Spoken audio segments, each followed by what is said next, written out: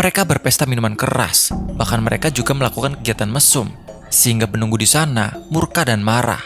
Sampai akhirnya mereka banyak mengalami gangguan, dan bahkan ada 2 korban yang tidak. Selamat malam, selamat siang, atau selamat pagi. Balik lagi dengan gua Dito di channel Mahasiswa Siluman. Bagaimana nih kabar kalian? Semoga kalian dalam kondisi sehat dan baik-baik saja ya. Dan terima kasih karena kalian masih setia mendengarkan cerita dari kami. Yang kedepannya, Mahasiswa Siluman akan menyajikan cerita-cerita dengan durasi yang lebih panjang yang akan menghibur kalian semua. Kali ini gue bakal menceritakan kisah pendakian mistis dengan judul Gancet di Gunung Lawu. Gancet di sini merupakan istilah ketika cewek dan cowok tidak bisa dilepas saat berhubungan badan atau bersenggama. Jadi kisah ini menceritakan sekelompok pendaki yang melakukan pendakian Gunung Lawu dengan melakukan kegiatan yang seharusnya dilarang. Mereka berpesta minuman keras, bahkan mereka juga melakukan kegiatan mesum, sehingga penunggu di sana murka dan marah. Sampai akhirnya mereka banyak mengalami gangguan, dan bahkan ada 2 korban yang tidak selamat. Jadi bagaimana kisah lengkapnya? Kita langsung saja ke cerita. Tapi sebelum itu, jangan lupa untuk like, share, dan subscribe channel Mahasiswa Siluman. Aktifkan juga notifikasinya ya. Biar kita lebih semangat nih membuat konten-konten berikutnya untuk menghibur kalian semua lah. Seperti biasa, pasang earphone-mu, siapkan tempat dan posisi yang nyaman, dan selamat mendengarkan.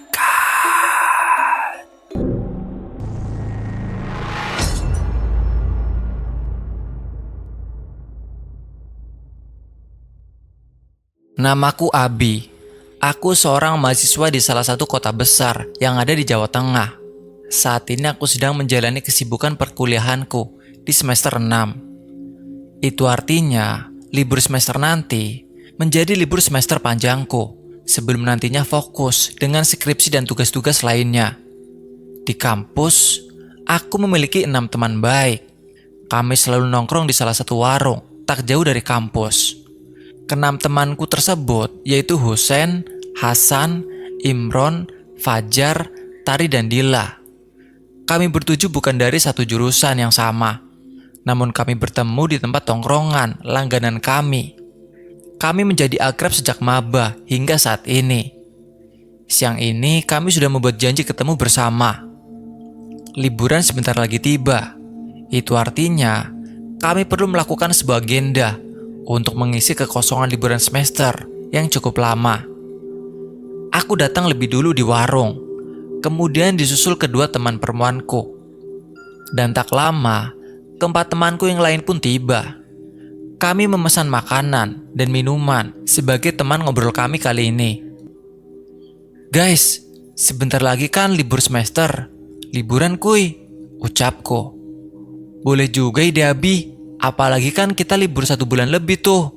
Sayang-sayang kalau kita nggak pakai buat healing, ucap Fajar menambahi. Bagaimana kalau ke pantai? Kayaknya pantai di Jogja bagus-bagus tuh, ucap Dila. Gimana kalau naik gunung? Bukan cuma nikmati sunset atau sunrise aja. Kita juga bisa sekalian uji adrenalin kita. Gimana? Ucap Tari. Asik juga tuh naik gunung. Lama juga nggak naik.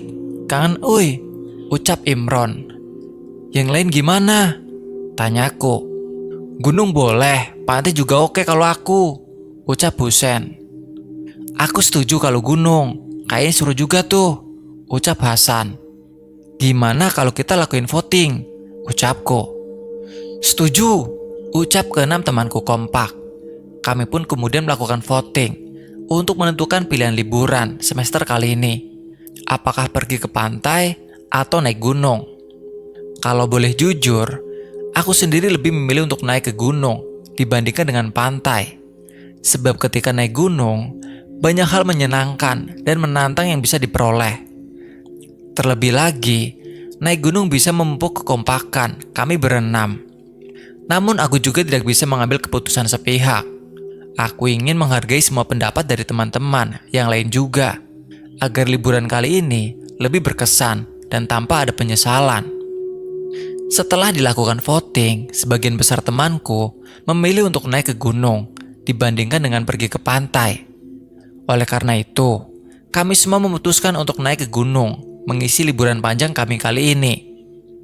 Gunung Lawu kami pilih sebagai tempat tujuan kami, sebab keindahan Puncak Lawu menjadi daya tarik tersendiri bagi kami.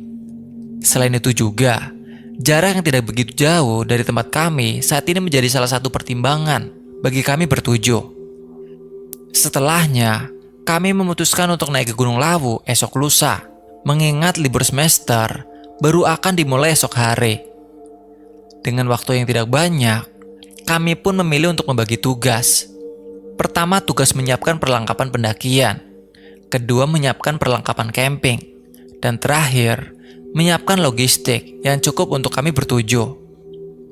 Beruntung semua teman-temanku pun sigap dan bersedia untuk mengikuti arahan yang ada, sehingga tak butuh waktu banyak untuk menyiapkan segala hal untuk pendakian kali ini.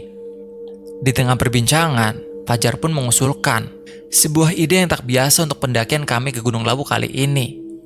Fajar usul agar kami semua tidak membawa gawai untuk mendaki nanti. Tujuannya agar masing-masing dari kami tidak sibuk sendiri dengan gawainya masing-masing. Kami hanya diperbolehkan membawa kamera untuk mengabadikan momen pendakian ini. Awalnya teman-temanku kurang begitu setuju dengan usulan Fajar, namun mereka bersedia untuk mempertimbangkannya. Fajar pun tidak begitu puas dengan jawaban teman-temannya itu.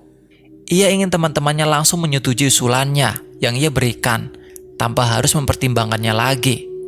Alhasil, Fajar pun terus membujuk kami semua, tanpa henti. Semisal nih kalian bawa gawai atau handphone masing-masing, pasti pendakian kita akan basi.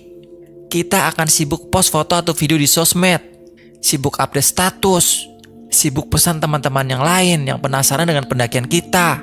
Terlebih lagi kita akan sibuk buat kasih kabar bapak sama ibu di rumah.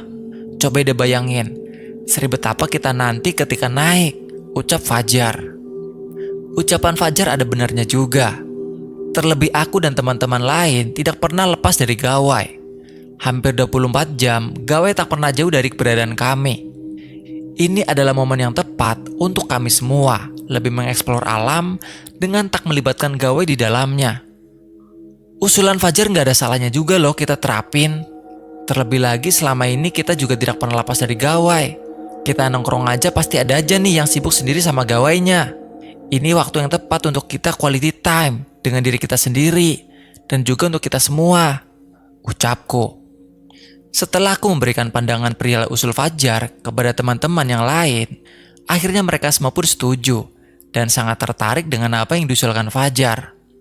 Usulan Fajar pun akhirnya berujung kesepakatan. Kami nongkrong sampai petang tiba. Kalau sudah bertemu memang suka lupa waktu, sebab obrolan kami terlampau asik untuk dilewatkan begitu saja.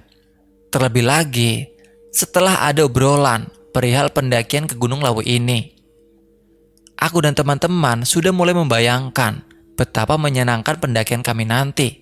Bahkan aku dan yang lainnya pun tidak bisa lepas dari imajinasi kami perihal keindahan puncak Gunung Lawu.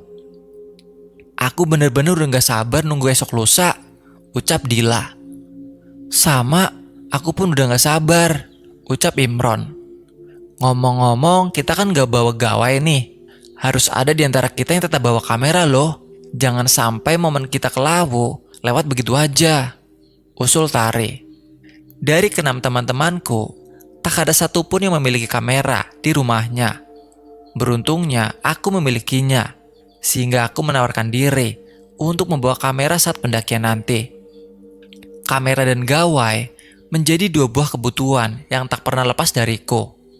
Hobiku memotret dan mengambil video mengharuskanku memiliki kamera. Bahkan hampir setiap minggu, aku selalu menyempatkan diri untuk hunting bersama teman-temanku yang juga memiliki hobi yang sama denganku. Kalau masalah kamera, aku ada kok, jadi aman, ucapku.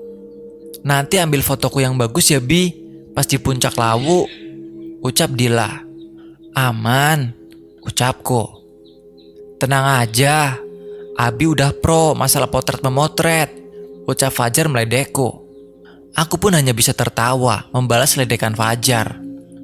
Malam itu benar-benar menjadi malam terasik sepanjang pertemuan kami bertujuh.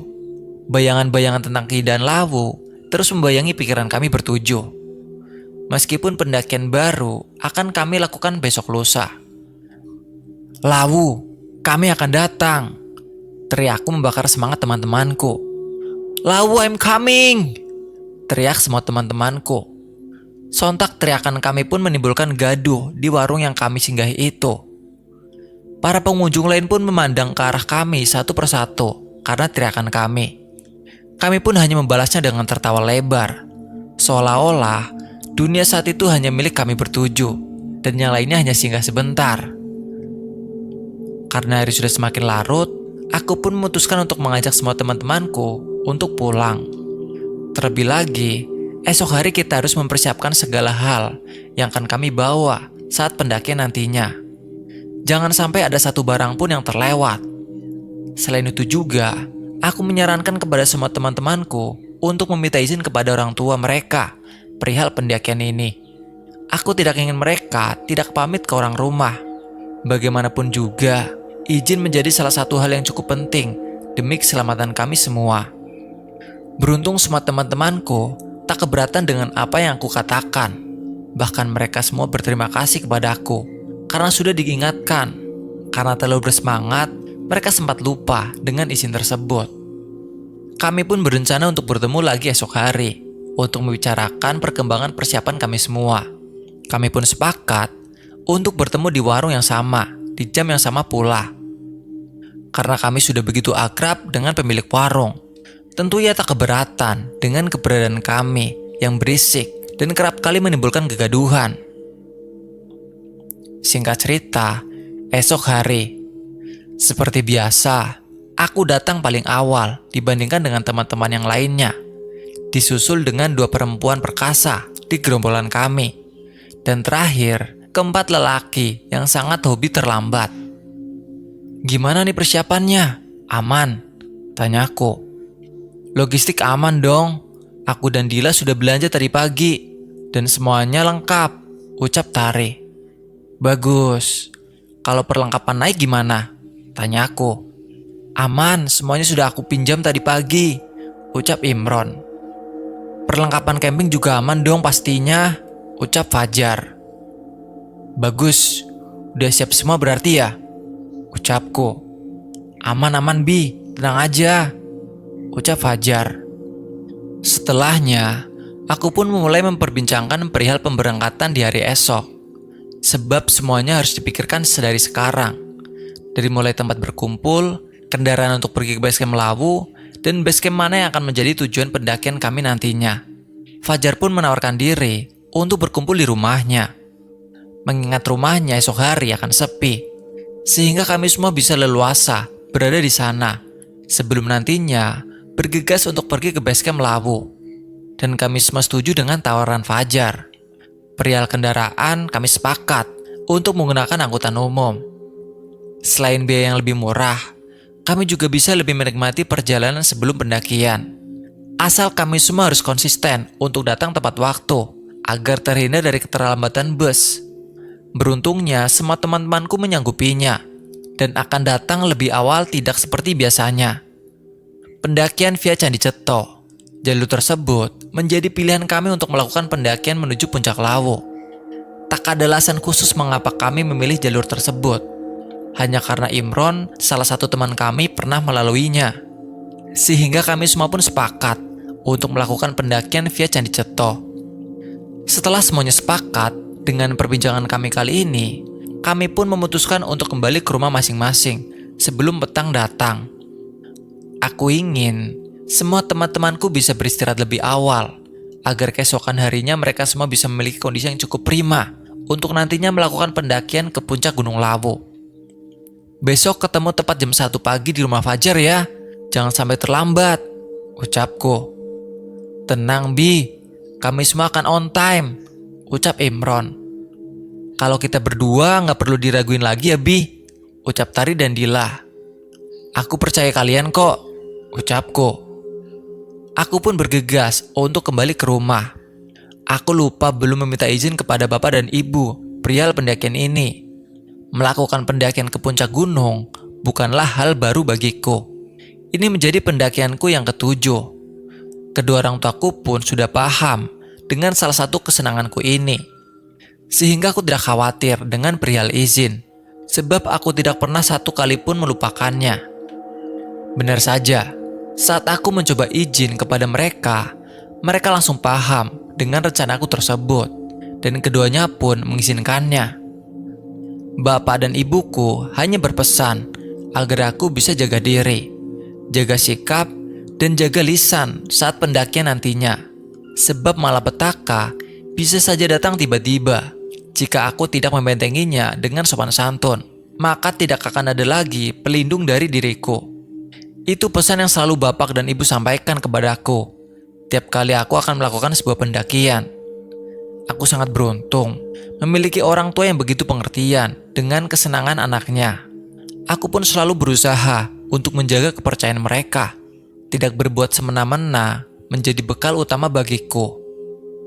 Asik, aku udah gak sabar nih nunggu hari esok, ucapku dalam hati. Bukan hanya aku saja yang tidak sabar, keenam temanku pun memiliki perasaan yang sama. Terbukti satu persatu dari mereka mengirim pesan melalui WhatsApp grup perihal perasaan mereka masing-masing yang sudah tidak sabar menunggu hari esok tiba. Dan mereka benar-benar semangat untuk melakukan pendakian ini. Meskipun pendakian ini bukan pendakian pertama kami bertujuh, tetap saja rasanya masih sama seperti pendakian pertama kami. Kala itu, kami berhasil menaklukkan puncak tertinggi di Jawa Tengah, yaitu Gunung Slamet. Setelah itu kami selalu haus akan sebuah pendakian, sehingga tak heran pendakian ke Gunung Lawu ini sangat kami nantikan. Singkat cerita, hari pendakian pun tiba. Aku datang lebih dulu di rumah Fajar. Seperti biasanya, aku adalah orang yang paling dibilang paling on time dibandingkan dengan yang lain. Janji ketemu pukul 1 pagi, maka aku akan datang 15 menit lebih awal. Sementara teman-teman yang lain terkadang datang tepat di jam kesepakatan, terkadang juga lebih dari itu. Aku sudah terbiasa dengan hal begituan, namun kali ini terlihat berbeda. Hampir dari kelima temanku yang lain datang 5 menit sebelum jam 1 pagi. Aku benar-benar lega karena hal tersebut. Itu artinya mereka semua benar-benar menepati ucapannya masing-masing. Di rumah Fajar, kami kembali mengemasi barang-barang logistik yang akan kami bawa untuk pendakian. Dari mulai perlengkapan pendakian, perlengkapan camping, sampai perlengkapan makan dan minum. Kami cek kembali untuk menghindari persoalan seperti barang tertinggal atau yang lainnya. Aku pun kemudian mengelompokkan keril-keril yang dibawa oleh teman-temanku di satu titik untuk memudahkan kami dalam pemberangkatan nantinya. Kebetulan kami akan diantar oleh saudara Fajar menggunakan mobil menuju terminal. Tak lama menunggu, mobil saudara Fajar pun tiba. Di sini aku dan yang lainnya pun bergegas memindahkan tas yang akan kami bawa ke dalam mobil. Namun hal aneh terjadi di sini.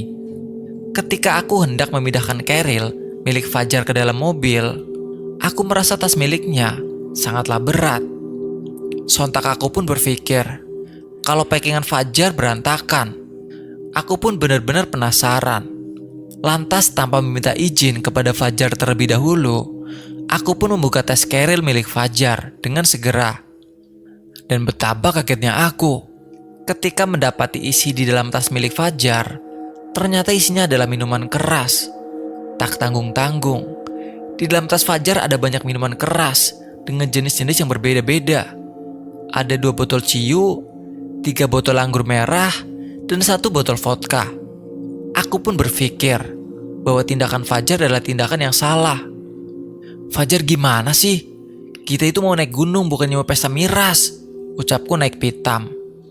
Meskipun aku sedang naik pitam, aku mencoba untuk memelankan suara marahku agar hal tersebut tidak didengar oleh teman-temanku yang lain. Jika temanku yang lain mengetahui hal ini, mereka akan bersikap sama sepertiku. Aku pun bergegas untuk memanggil Fajar. Aku mengajaknya untuk berbicara 4 mata perihal ini. Melihat wajahku yang musam dan secara tiba-tiba memanggilnya untuk bicara 4 mata, Fajar terlihat gelisah. Terlebih lagi, ia melihat kondisi tasnya berantakan pada saat itu. Gawat, sepertinya Abi udah tahu nih, ucap Fajar lirih. Namun aku mendengarnya. Meskipun ia gelisah, namun ia berjalan ke arahku dengan sikap santai. Bahkan ia pun tersenyum-senyum sepanjang jalan. "Kenapa, Bi?" tanya Fajar. "Aku ingin bicara empat mata padamu," ucapku. Aku pun membawa Fajar untuk pergi menuju ruang dapur. Di sana aku berusaha mengendalikan emosiku. Aku tidak ingin karena persoalan ini, rencana kami naik laut menjadi berantakan. Akhirnya aku pun mencoba menginterogasi Fajar dengan penuh kesabaran, meskipun rasanya aku sangat ingin mencapik-capik wajahnya. "Kamu tahu apa yang salah dalam dirimu?" tanyaku. "Miras ya, Bi?" ucap Fajar. "Lah, kamu langsung feeling tanpa aku beritahu kamu. Itu artinya perbuatan kamu keliru, Jar," ucapku. "Gak ada yang keliru kok. Aku bawa apa yang aku butuhkan. Lagian miras gak bakal bikin kita semua celaka. Tentu dengan miras, kondisi badan kita akan selalu fit dan gak akan terjadi hipotermia nantinya," ucap Fajar membela diri. "Fajar, kita itu mau naik gunung, bukan mau pesta miras. Kita itu dilarang membawa miras saat naik gunung. Terlebih lagi gunung yang akan kita semua daki ini, Gunung Lawu. Kita bertujuh bisa celaka nantinya," ucapku mencoba menasihati Fajar. Bukannya minta maaf dan merasa bersalah akan hal tersebut, Fajar justru bersikap acuh tak acuh. Ia merasa tindakannya benar dan tidak menyalahi kesepakatan.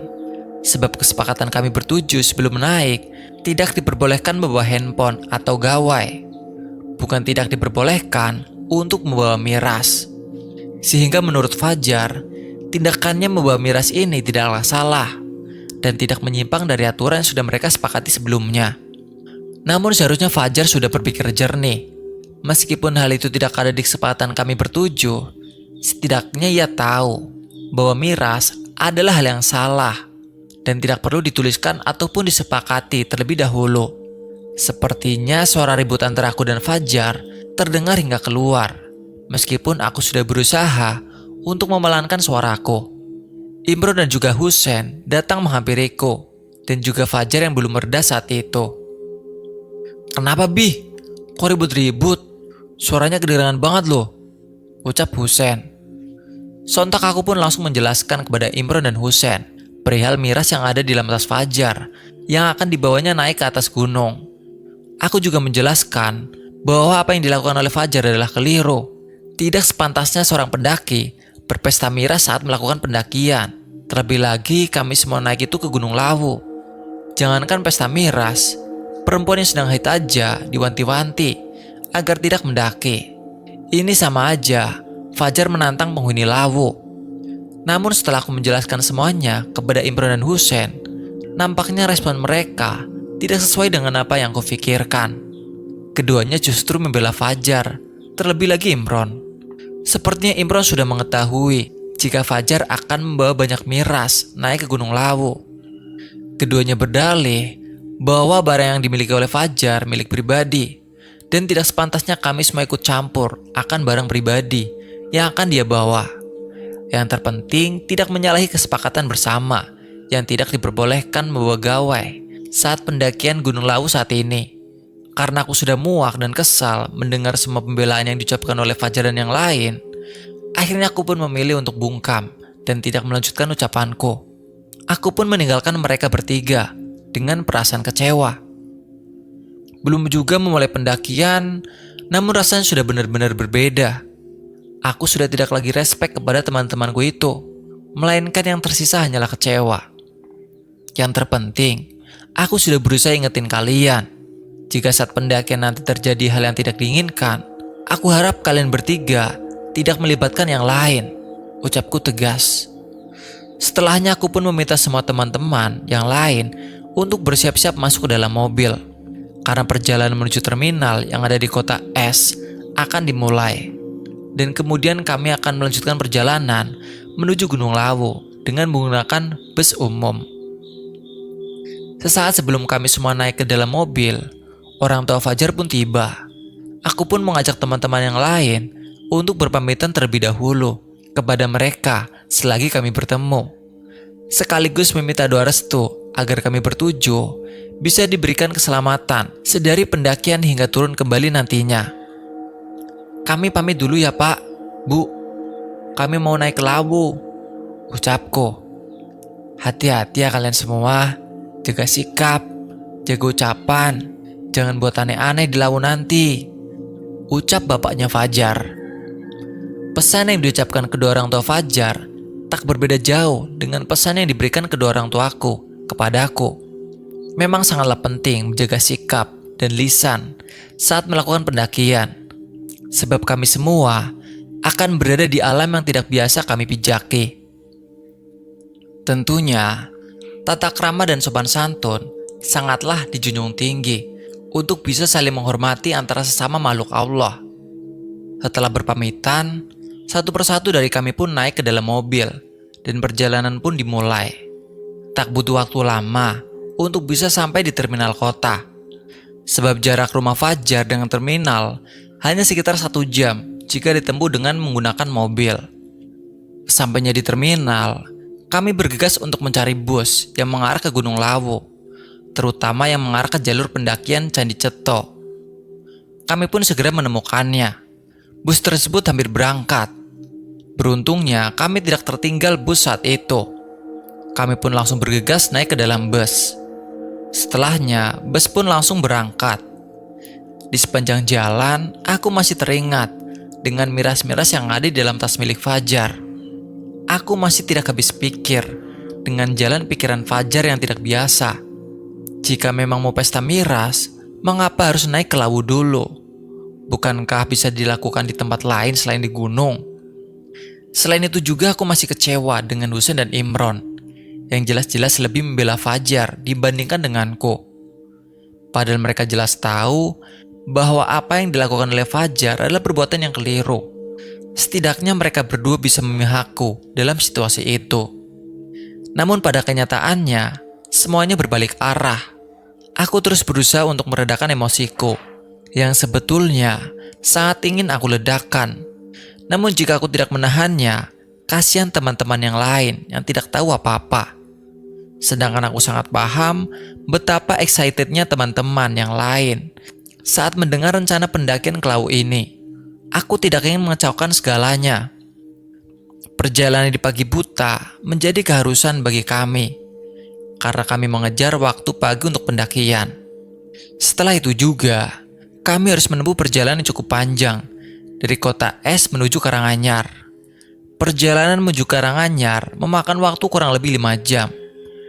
Sehingga jika kami berangkat tepat di jam 1 pagi, maka kami akan sampai di sana kurang lebih jam 6 pagi.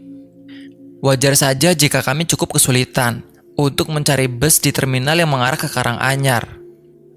Beruntungnya kami masih bisa mendapatkannya, meskipun harus bersusah payah terlebih dahulu. Di sepanjang perjalanan, kami bertujuh memutuskan untuk beristirahat.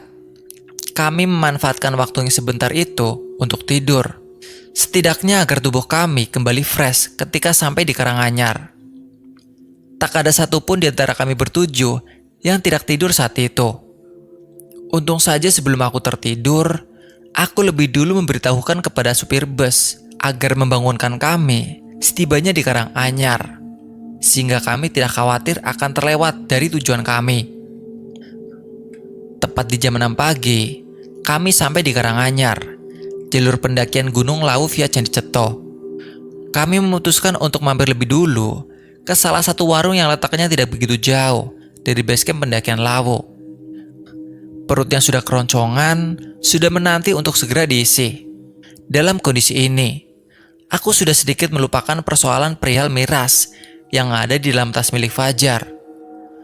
Aku berusaha dengan keras untuk menepis pemikiran-pemikiran buruk yang terus bersarang di dalam otakku. Kita mampir dulu ke warung ya. Setidaknya kita harus isi perut dulu, ucapku kepada teman-temanku. Setuju, aku udah lapar banget nih, ucap Dila. Bener, aku juga udah haus, ucap Tari. Kami semua pun bergegas untuk masuk ke dalam warung dan memesan semua makanan dan minuman yang benar-benar kami inginkan. Setelahnya, kami pun langsung menyantapnya dengan sangat lahap. Setelah jam menunjukkan pukul 8 pagi, kami pun mulai bersiap-siap untuk melakukan pendakian ke puncak Lawu via jalur Candi Ceto. Sebelum itu, Aku mengajak semuanya untuk memanjatkan doa terlebih dahulu untuk keselamatan kami semua. Setelahnya perjalanan pun kami mulai. Dalam pendakian ini, aku bertindak sebagai leader. Aku berjalan di urutan paling depan, disusul oleh Imron, dilanjutkan dengan 2 perempuan, Tari dan Dila, dan disusul oleh teman laki-laki yang lain, dan posisi paling ujung adalah Fajar. Sebagai leader, aku juga harus mengurus perizinan pendakian kami di base camp pendakian Lawu. Aku menulis semua nama yang turut serta dalam pendakian ini. "Jumlahnya 7 ya?" tanya penjaga base camp. "Iya bang," ucapku.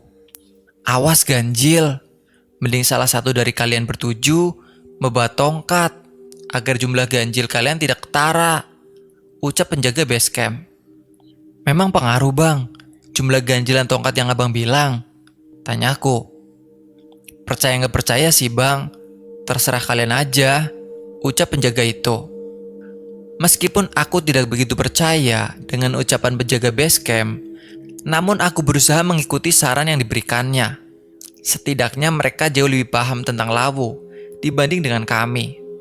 Jadi tidak ada salahnya jika kami mengikuti saran meskipun hati berkata tidak. Lantas aku pun bergegas mencari ranting kayu di sekitar base camp. Setelahnya aku bawa ranting itu bersamaku sepanjang pendakian. "Kenapa kamu nyari ranting kayu, Bi?" tanya Tari keheranan.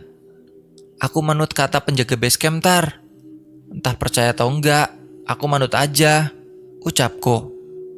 Aku tidak begitu menghiraukan ucapan teman-teman yang lain perihal jumlah ganjil dan ranting pohon yang aku genggam saat ini.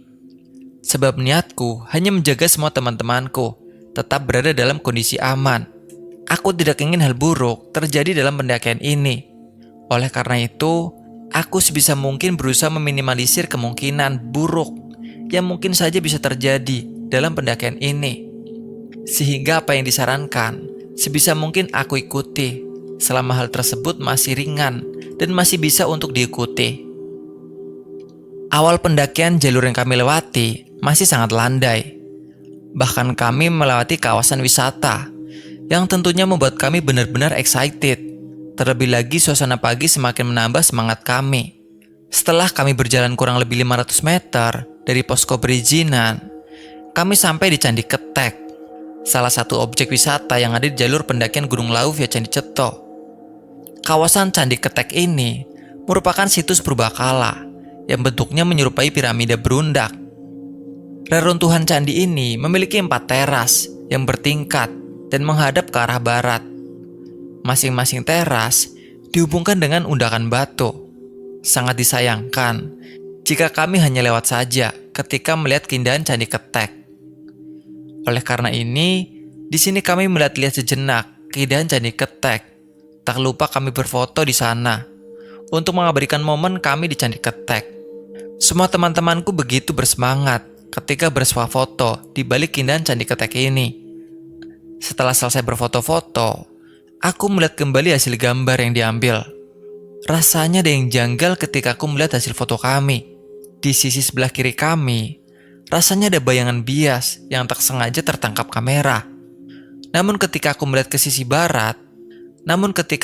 sisi tersebut secara langsung, tak ada bayangan apapun. Aku pun mencoba menunjukkan kepada teman-teman yang lain perihal bayangan bias dalam foto kami. "Kalian nampak ada yang aneh nggak dari foto kita? Ada bayangan bias di sebelah kiri, tepat di samping Fajar," ucapku. "Mungkin itu hanya pantulan cahaya aja kali, Bi.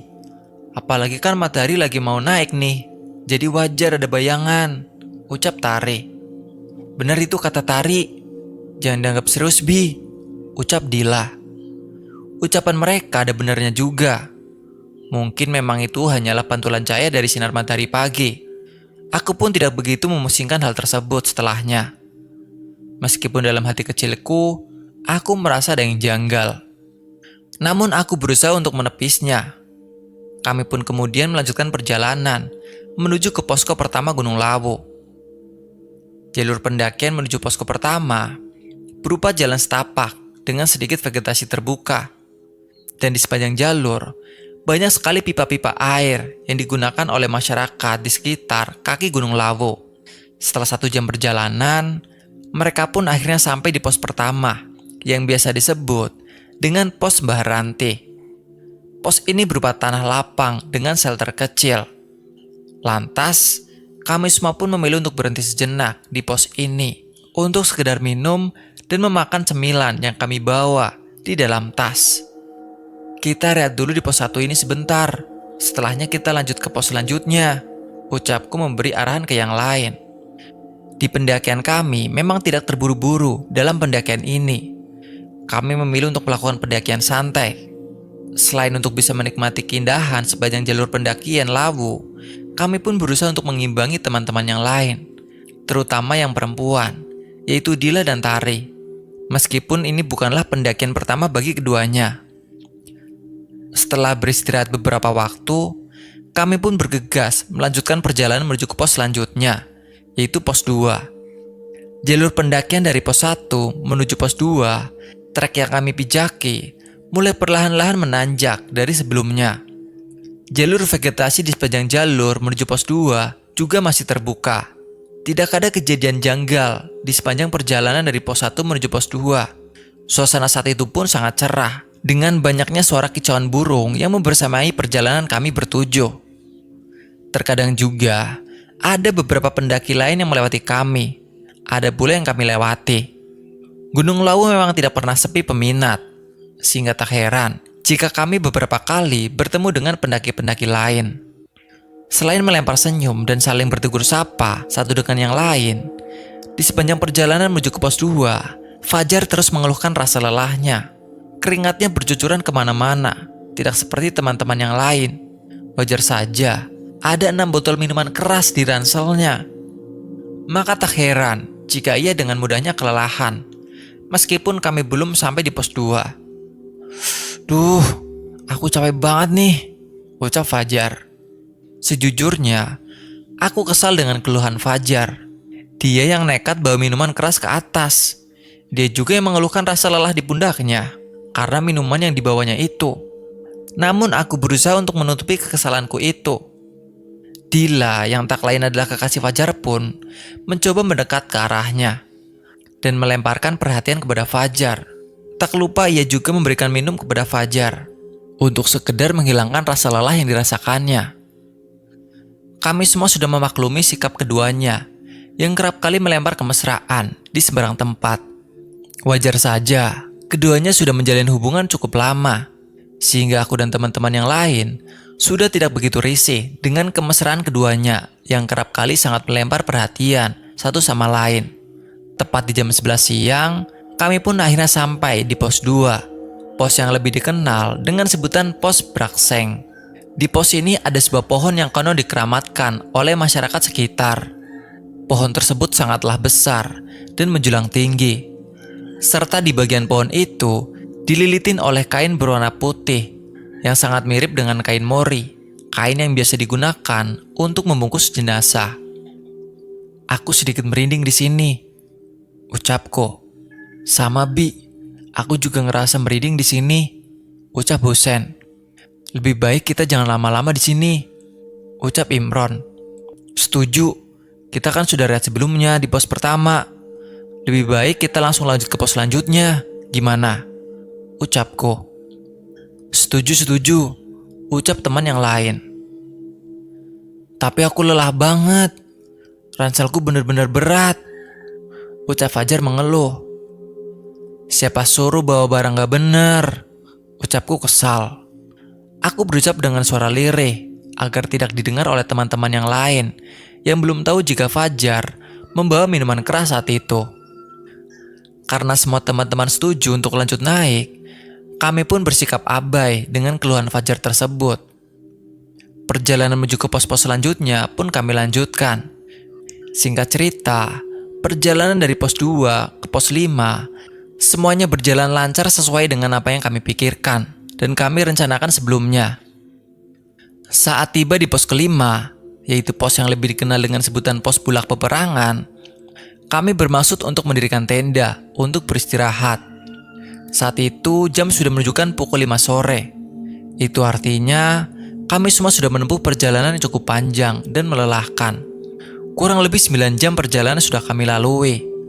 Dan setelah ini, masih ada beberapa pos lagi yang harus kami pijaki sebelum nantinya sampai di puncak Lawu saat petang hari. Di pos 5 ini, kami bergegas untuk bangun 2 tenda. Satu tenda untuk laki-laki, dan satu lainnya tenda untuk perempuan. Lokasi pendirian tenda yang kami pilih cukup jauh dari kerumunan pendaki-pendaki lain. Sebab Fajar tidak ingin pendaki-pendaki lain mengetahui bahwa ia akan melakukan pesta miras di sana. Namun aku kalah dengan suara-suara yang lebih memihak ke Fajar dibandingkan memihak denganku. Setelah selesai mendirikan tenda, kami bertujuh pun berkumpul di satu titik. Kami mulai menyiapkan makanan dan minuman untuk kami santap. Lapar dan dahaga benar-benar menyerang tubuh kami. Wajar saja, kami sudah cukup berjalan cukup jauh dan cukup lama. Tentu hal tersebut sangatlah melelahkan, sehingga kami membutuhkan asupan makanan untuk mengembalikan stamina kami. Saat hari sudah mulai petang, Fajar pun tiba-tiba mengeluarkan minuman keras dari ransel miliknya. Sontak hal tersebut benar-benar membuat kaget teman-teman yang lain yang belum mengetahui jika Fajar membawa miras. Terlebih lagi Dila, kekasih Fajar. Ia tidak tahu dan tidak menyangka jika kekasihnya tersebut membawa miras saat mendaki. "Kamu sehat, Jar? Ke gunung kok bawa miras?" ucap Dila kesal. "Bener-bener ngaco sih Fajar. Mau naik apa pesta miras?" ucap Tari yang tak kalah kesal dari Dila. Bukannya merasa bersalah, Fajar justru melempar candaan dengan mengajak keduanya untuk berpesta miras dengannya. Aku benar-benar semakin tidak paham dengan jalan pikiran Fajar. Dan anehnya, Hasan yang baru tahu perihal ini tidak terlihat kaget. Sepertinya memang mereka semua benar-benar memiliki niat untuk berpesta miras di Lawu ini. Fajar, Husen, Hasan, dan Imron lantas membuat api unggun tak jauh dari tenda kami. Setelahnya, Fajar bergegas untuk mengeluarkan 1 botol miras untuk mereka berpesta. Mereka sempat menawariku, namun dengan tegas aku menolaknya. Niatku datang ke Lawu untuk bersenang-senang menikmati alam, bukan malah bersenang-senang berpesta minuman seperti yang saat ini mereka lakukan. "Lebih baik aku masuk tenda aja," ucapku ingin menghindari dari mereka semua. "Aku setuju dengan Abi. Lagian kalian loh, ada-ada aja. Bukannya menikmati alam, malah menikmati minuman," ucap Tari kesal. Tari dan Dila pun bergegas untuk masuk dalam tenda. Bergegas untuk masuk dalam tenda perempuan, sama sepertiku. Mereka menunjukkan kekesalannya kepada Fajar, yang justru mengacaukan pendakian kali ini. Namun Fajar dan ketiga teman yang lain tidak bergeming sedikit pun. Mereka justru semakin larut dalam pesta yang mereka hadirkan di tengah pendakian. Keempat-empatnya berpesta miras hingga tengah malam. Bahkan mereka sampai menghabiskan 3 botol minuman keras dalam waktu yang benar-benar singkat. Saat sebelum aku masuk ke dalam tenda, aku merasa ada banyak mata yang sedang mengawasi kami bertujuh. Entah mata-mata itu mengawasi Fajar dan 3 teman yang lain yang sedang berpesta, atau mengawasi kami semua. Aku berusaha tidak terlalu memikirkannya, dan menganggap itu hanyalah perasaanku saja. Akhirnya aku pun masuk ke dalam tenda dan memilih untuk istirahat. Di dalam tenda, aku mendengar Fajar dan yang lain sedang asik berpesta. Fajar dan yang lainnya asik dengan pesta terlarangnya tersebut. Keempat temanku itu tidak sedikit pun merasa bersalah dengan apa yang sudah mereka lakukan. Satu hal yang aku khawatirkan, yaitu ada penghuni Lawu yang tidak terima dengan apa yang mereka lakukan. Lantas terjadi malapetaka yang tidak hanya mengenai keempatnya, melainkan kami semua. Aku hanya bisa berdoa, meminta pertolongan kepada Allah, agar kami bertujuh selalu dilindungi dari mara bahaya yang mungkin mengintai kami selama perjalanan di Gunung Lawu ini. Hari sudah semakin larut, aku pun memutuskan untuk tidur terlebih dahulu dibanding teman-teman yang lainnya. Singkat cerita, pagi pun tiba. Sinar matahari masuk melalui sela-sela lubang tenda kami. Aku bangun paling awal dibandingkan dengan yang lainnya. Aroma minuman keras masih tercium begitu pekat. Aku merasa tidak nyaman karena hal tersebut. Namun aku sendiri tidak bisa berbuat apa-apa selain mengamati dan mengamatinya. Aku kemudian bergegas untuk membangunkan semua teman-temanku, baik yang laki-laki maupun yang perempuan. Membangunkan mereka tidak sesulit itu. Setelahnya kami pun bekerja sama untuk membuat makanan untuk kami santap sebagai sarapan di pagi hari ini. Rasanya lapar sudah tidak mampu lagi kami tahankan. Secangkir teh menemani santapan pagi kami, menambahkan suasana syahdu di Gunung Lawu. Kami semua pun sangat menikmati suasana pagi di Gunung Lawu ini. Setelah ini kita lanjut ke puncak Hargodumilah ya. Kalian siap-siap, ucapku. Rasanya bener-bener lelah, Bi. Nanti pelan-pelan aja ya, ucap Fajar. Kalian terlalu banyak minum, jadi gak heran kalau sekarang kalian merasakan lelah yang begitu hebat, ucapku. Udah deh, Bi, mulai lagi kan, ucap Imron. Ya, ucapku kesal. Setelah semuanya selesai, kami semua pun langsung mengemasi barang-barang pribadi kami. Kami hendak bersiap-siap untuk melanjutkan perjalanan menuju ke puncak. Ini menjadi momen yang paling kami tunggu. Puncak sudah ada di depan mata kami.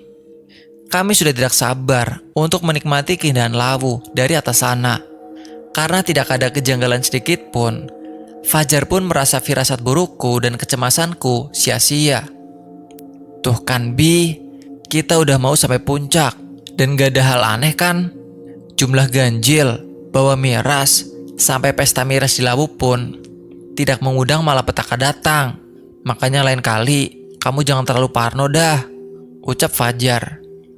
Aku kan hanya ingin menjaga kita semua dari hal buruk. Kalau nyatanya semua baik-baik aja ya aku merasa lega. Itu artinya Allah masih sayang sama kita semua, ucapku. Sebetulnya aku merasa kesal dengan apa yang diucapkan oleh Fajar. Ia seolah-olah menunjukkan kesombongannya dan membenarkan perbuatan kelirunya. Karena kesal, aku justru berharap ada hal janggal yang datang menghampiri kami dalam pendakian ini. Setidaknya agar semua teman-temanku bisa berpikir jernih dan tidak lagi menyombongkan kesalahannya seperti yang dilakukan oleh Fajar. Karena tidak ingin mengambil pusing omongan Fajar, aku pun kemudian mengajak semua teman-teman untuk bergegas pergi menuju ke puncak.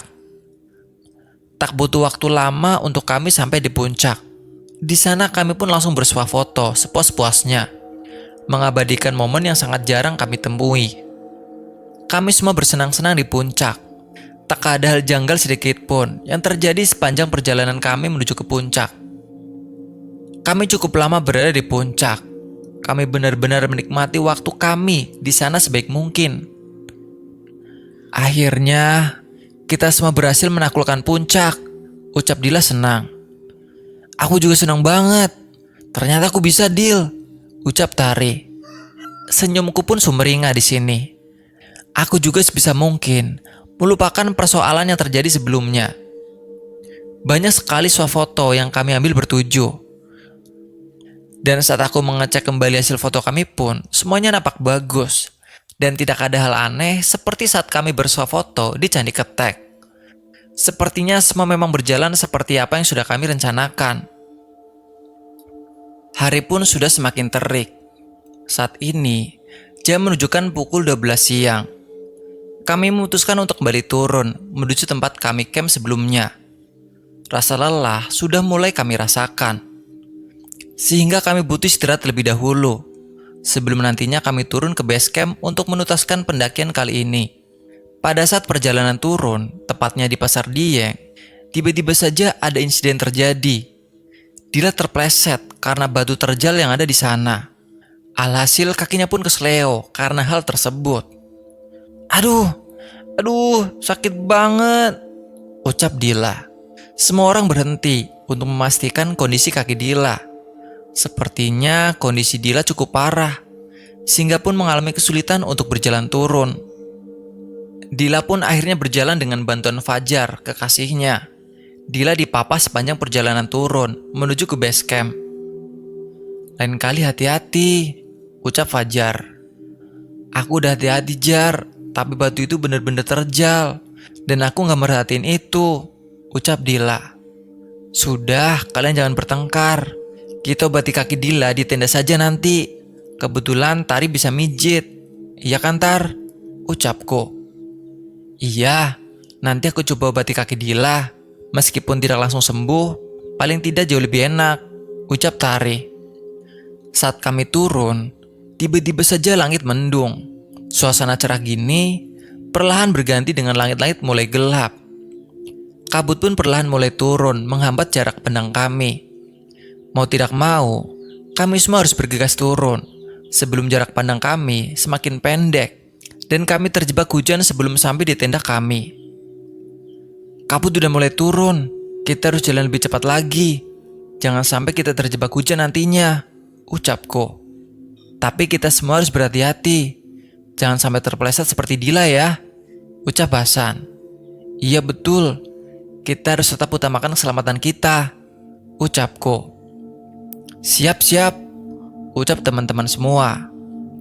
Satu hal yang aku khawatirkan, yaitu badai datang di saat yang tidak tepat.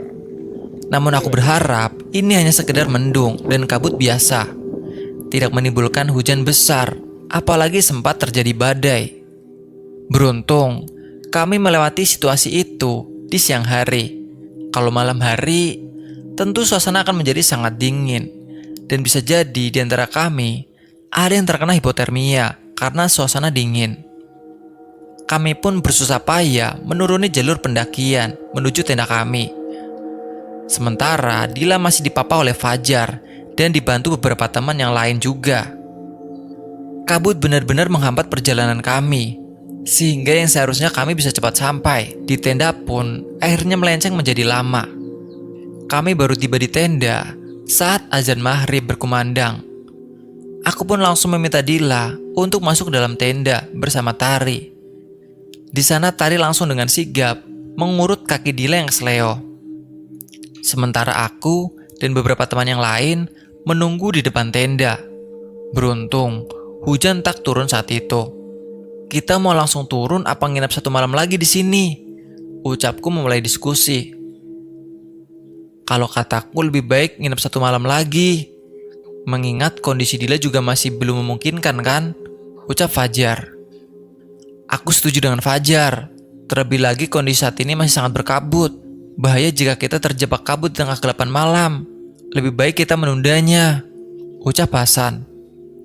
Kita tunggu kondisi Dila benar-benar pulih dulu aja, supaya kita juga bisa enjoy saat turun nanti, ucap Husen. Aku setuju, ucap Imron. Aku pun sebetulnya sependapat dengan mereka semua. Kondisi Dila yang masih sakit, ditambah lagi kondisi alam yang kurang bersahabat kali ini, benar-benar menghambat perjalanan kami untuk turun. Daripada terjadi hal yang tidak diinginkan nantinya, lebih baik kami istirahat satu malam lagi di sini sampai esok hari. Kalau gitu, kita bermalam satu lagi di sini ya, ucapku mengambil keputusan. Tak lama setelah berdiskusi, Tari pun keluar dari tenda untuk memberikan kabar bahwa kondisi Dila cukup parah dan tidak memungkinkan untuk dibawa jalan segera. Sehingga Tari pun memberikan saran agar kami semua istirahat lebih dulu, terutama Dila. Mendengar hal tersebut semakin menambah keyakinan kami untuk bermalam satu hari lagi di tempat camping. Hari pun sudah semakin larut. Tari meninggalkan Dila seorang diri di dalam tenda agar Dila bisa beristirahat lebih leluasa.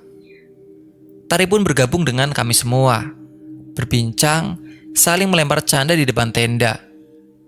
Tak lama kemudian, Fajar pun mengambil beberapa minuman keras yang masih tersisa dalam ranselnya dan mengajak kami semua untuk berpesta miras. Mau pesta lagi? Tanyaku keheranan. Mumpung masih ada sisa Bi, manfaatkanlah, ucap Fajar. Semua teman-teman lelaki setuju dengan ucapan Fajar dan mereka semua pun mulai pesta miras malam itu. Sementara aku dan Tari hanya menontonnya sembari meminum secangkir kopi hangat yang sebelumnya sudah dibuat. Hari pun semakin larut. Keempat temanku sudah mulai mabuk karena terlalu banyak mengkonsumsi minuman keras. Sementara aku dan Tari hanya bisa menggelengkan kepala. Tanda kami tidak begitu suka dengan apa yang teman-teman lakukan. Berpesta miras setiap malam sepanjang pendakian, bukankah itu sebuah kekeliruan? Tiba-tiba saja, Fajar meminta izin kepada kami semua untuk pergi ke tenda Dila. Ia hanya ingin memastikan kondisi kekasihnya tersebut. Kami tidak menyimpan curiga sedikit pun kepada Fajar, karena kami pikir Fajar tentu saja merasa khawatir karena kekasihnya tersebut sedang cedera. "Jangan lama-lama, Jar. Jangan aneh-aneh juga," ucapku menasihati Fajar. "Aman. Aku cuma memastikan kondisi Dila udah jauh lebih baik atau belum," ucap Fajar. Malam itu, kondisi di Bulak Peperangan, tempat kami bermalam, sangatlah sunyi. Tidak seperti malam-malam sebelumnya. Tidak banyak rombongan lain yang mendirikan tenda di sana. Hanya ada beberapa saja, bisa dihitung dengan jari. Jarak antara tenda kami dengan tenda rombongan lain pun cukup berjauhan. Mungkin rombongan pendaki lain memang sudah lebih dulu turun dan tidak lagi melakukan camp di Bulak Peperangan.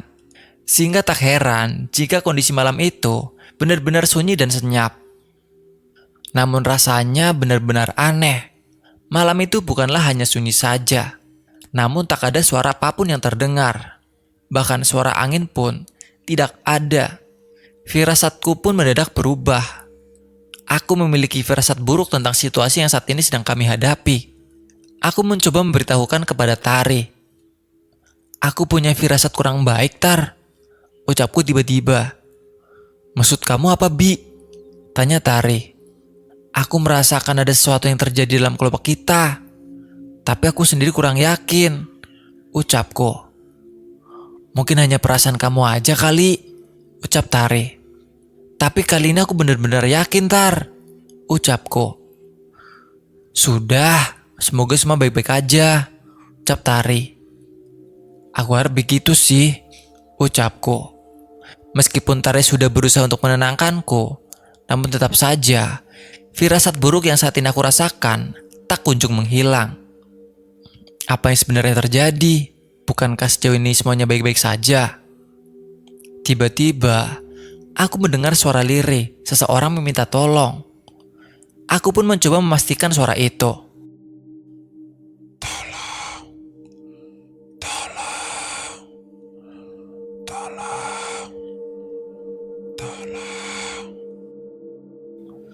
Terdengar bisikan seorang meminta tolong. "Kalian dengar ada suara lirih orang minta tolong gak?" tanyaku kepada kelima temanku. "Aku gak denger, Bi," ucap Tari. "Coba perhatiin lagi. Siapa tahu setelah ini suaranya semakin jelas," ucapku. Benar saja. Setelah aku berkata demikian, suara itu terdengar semakin jelas. Aku pun mencoba menelisik sumber suara itu. "Teman-teman, tolong aku," ucap Fajar. Setelah mendekat ke sumber suara itu, ternyata suara itu adalah suara Fajar. Ia berteriak meminta tolong dari dalam tenda. Sontak, hal tersebut membuatku sangat kaget. Aku pun bergegas untuk pergi ke tenda Dila. Khawatir ada hal buruk terjadi kepada mereka berdua. Aku dan Tari langsung mengecek tenda Dila.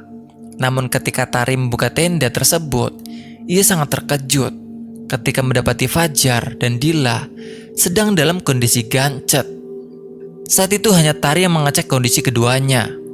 Tanpa berucap satu kata pun, Tari langsung menutup pintu tenda dan bergegas untuk pergi ke depan dengan wajah yang sangat musam. "Kenapa, Tar? Mereka kenapa?" tanyaku penasaran. Tari tak menjawab pertanyaanku sedikit pun. Namun dari raut wajahnya, ia benar-benar terlihat sangat syok. Pasti ada hal buruk yang terjadi dengan Fajar dan Dila. Aku pun bergegas untuk memberanikan diri mengeceknya ke dalam tenda. Saat aku membuka pintu tenda, aku benar-benar dikagetkan dengan pemandangan dua temanku, Fajar dan Dila, dalam keadaan bugil. Keduanya saling menempel satu sama lain. Fajar berada di atas, sementara Dila berada di bawah tubuh Fajar. Aku pun emosi seketika setelah melihat keduanya dalam kondisi yang benar-benar buruk. Aku mengamuk kepada keduanya. "Anjing, dasar anak setan, Mau mesum lihat tempat goblok, ucapku naik pitam.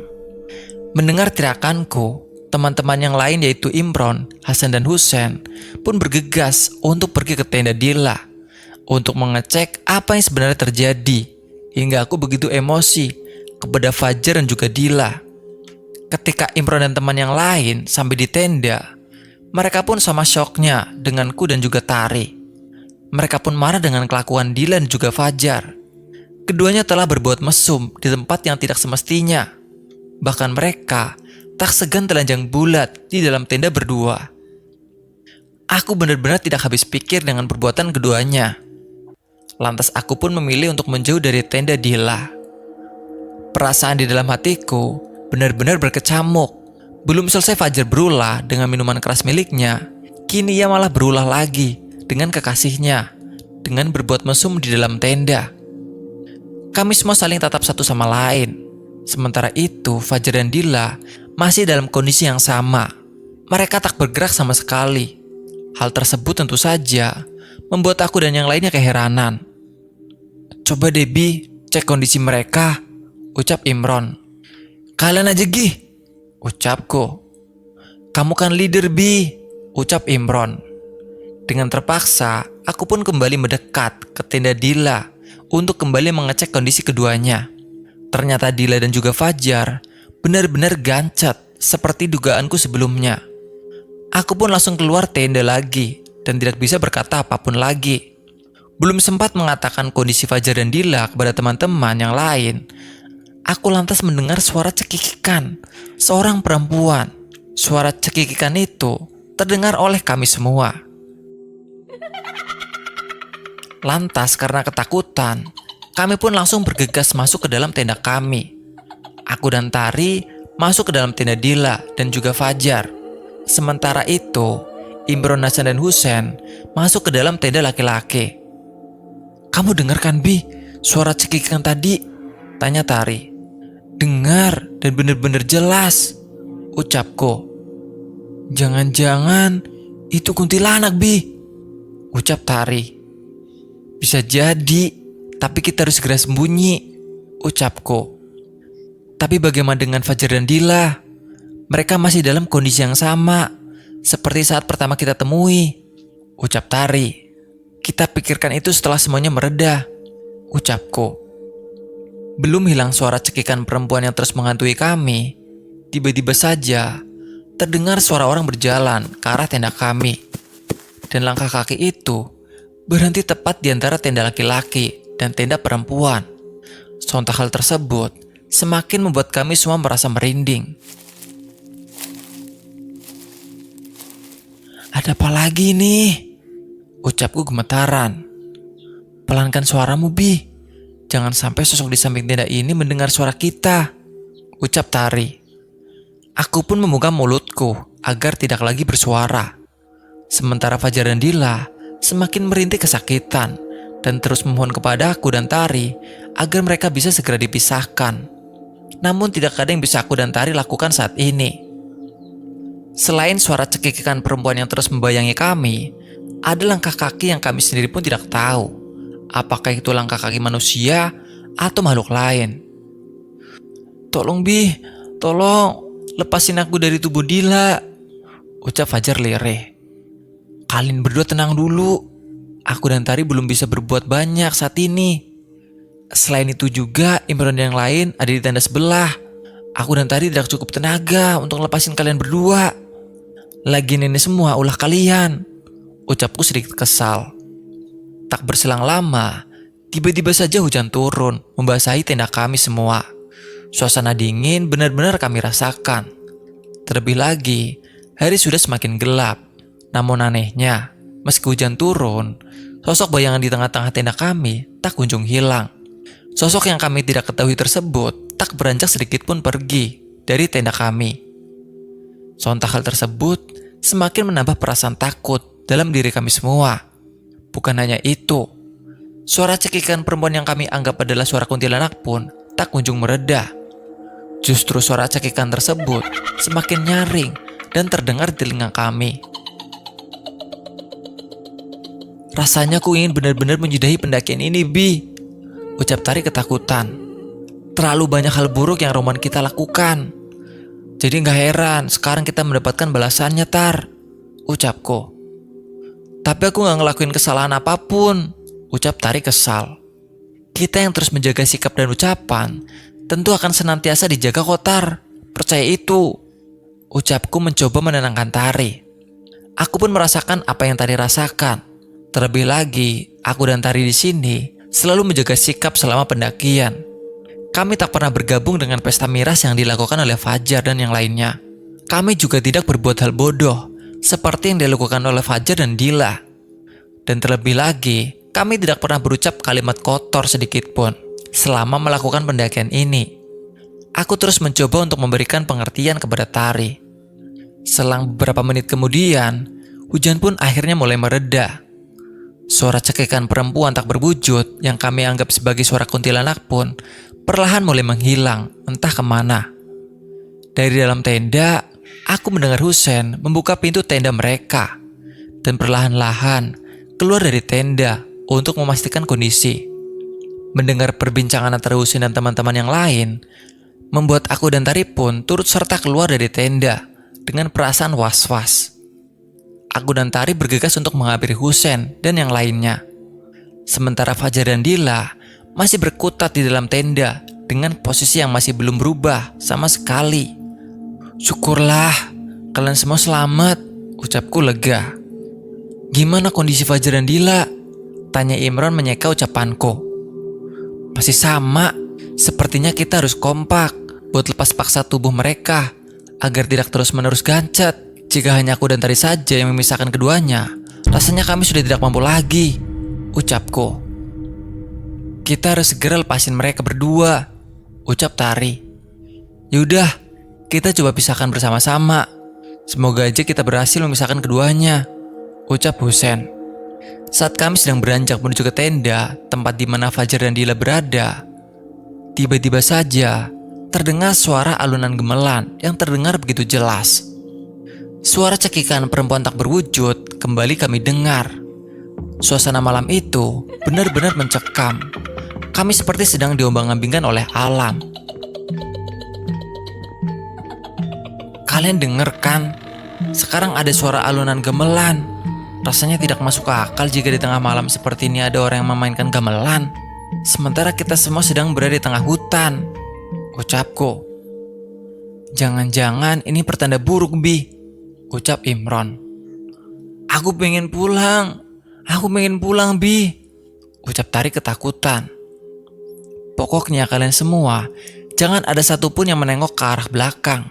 Meskipun suara gamelan itu terdengar begitu jelas di telinga kalian, kalian harus tetap berjalan ke arah depan. Dan jangan sekali-kali menengok ke arah belakang. Kita akan pergi ke tenda Fajar untuk menyelamatkan mereka, ucap Husein. Kenapa kita nggak boleh nengok ke arah belakang, Sen? Bukankah kita harus memastikan bahwa kondisi di sekitar kita tetap aman sampai kita berhasil menyelamatkan Fajar dan Dila? Ucapku penasaran. Percaya atau enggak, kita benar-benar tidak perbolehkan untuk menoleh ke arah belakang jika kita tiba-tiba mendengar suara gemelan. Aku tidak bisa jelaskan alasannya sekarang, tapi aku mohon kalian untuk ikuti saja ucapanku. Kita berlima harus kompak, ucap Husein. Kami pun menuruti ucapan Husein, meskipun kami semua tidak tahu alasan dibaliknya. Kami hanya berusaha untuk tetap bersikap aman. Kami pun bergegas untuk pergi ke tenda Fajar dengan langkah yang begitu pelan dan lirih. Pokoknya, kita jangan ada yang lari, jalan pelan-pelan aja, ucap Husein.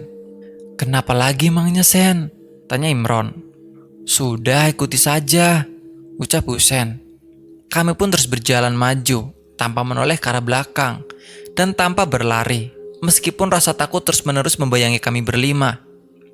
Sementara itu, suara cekikan perempuan tak berwujud itu tak kunjung usai. Tiba-tiba saja, dari kejauhan aku melihat sosok lelaki tua, berbusana serba hitam, dengan tongkat di genggaman tangannya.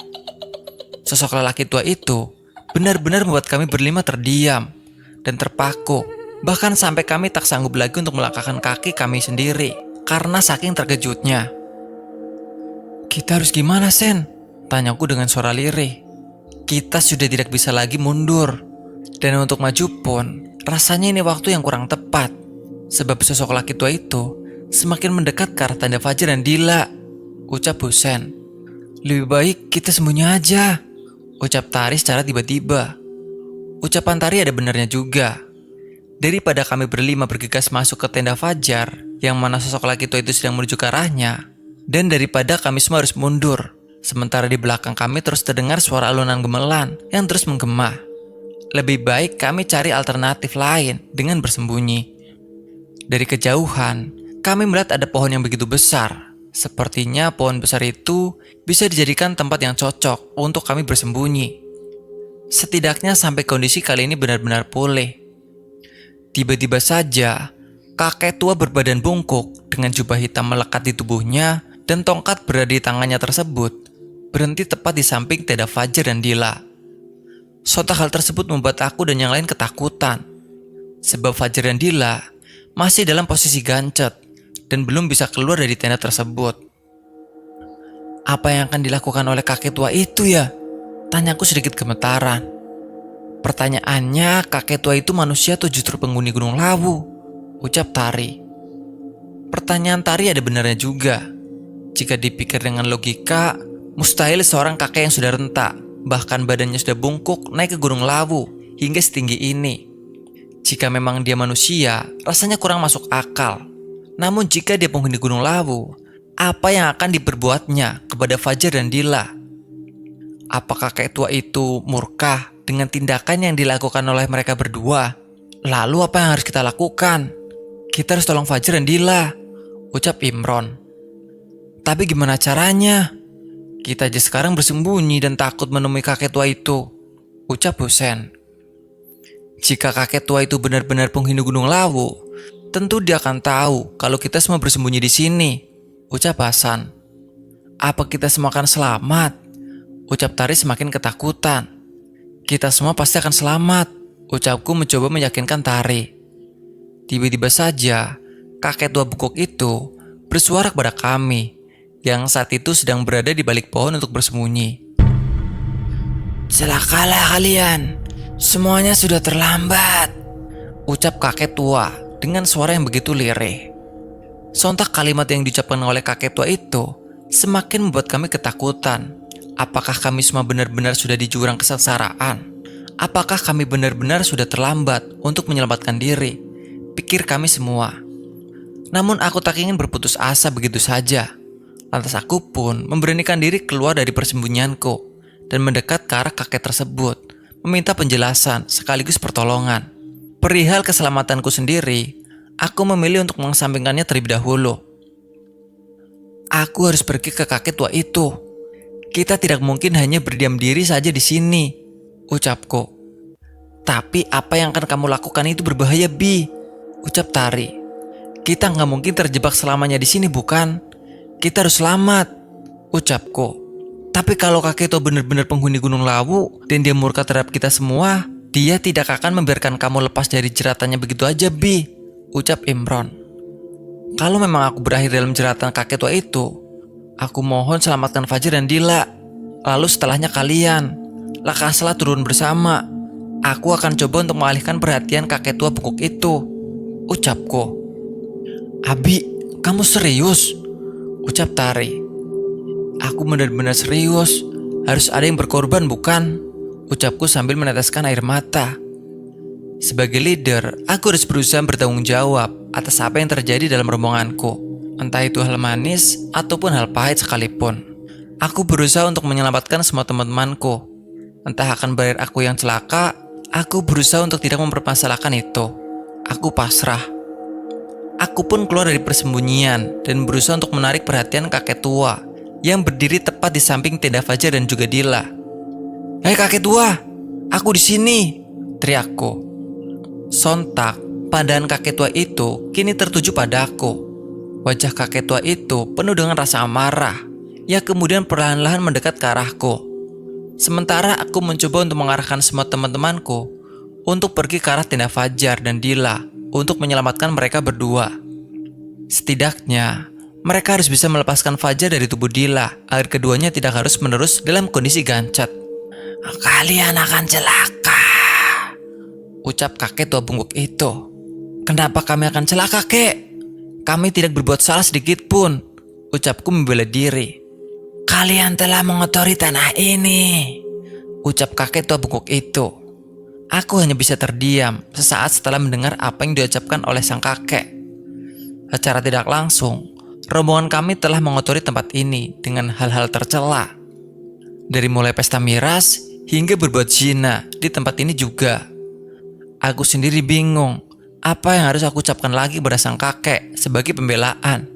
Sementara itu, di sisi lain, semua teman-temanku mulai mengarah ke tenda Fajar di saat sang kakek tua bungkuk itu mendekat ke arahku. Aku berharap mereka semua berhasil membebaskan Fajar dari tubuh Dila. Kalau sampai tidak berhasil, aku sendiri bingung apa yang harus kami lakukan untuk menyelamatkan keduanya. Aku pun mencoba menghadapi kakek tua bungkuk itu di hadapanku ini. Meskipun aku sendiri pun benar-benar takut.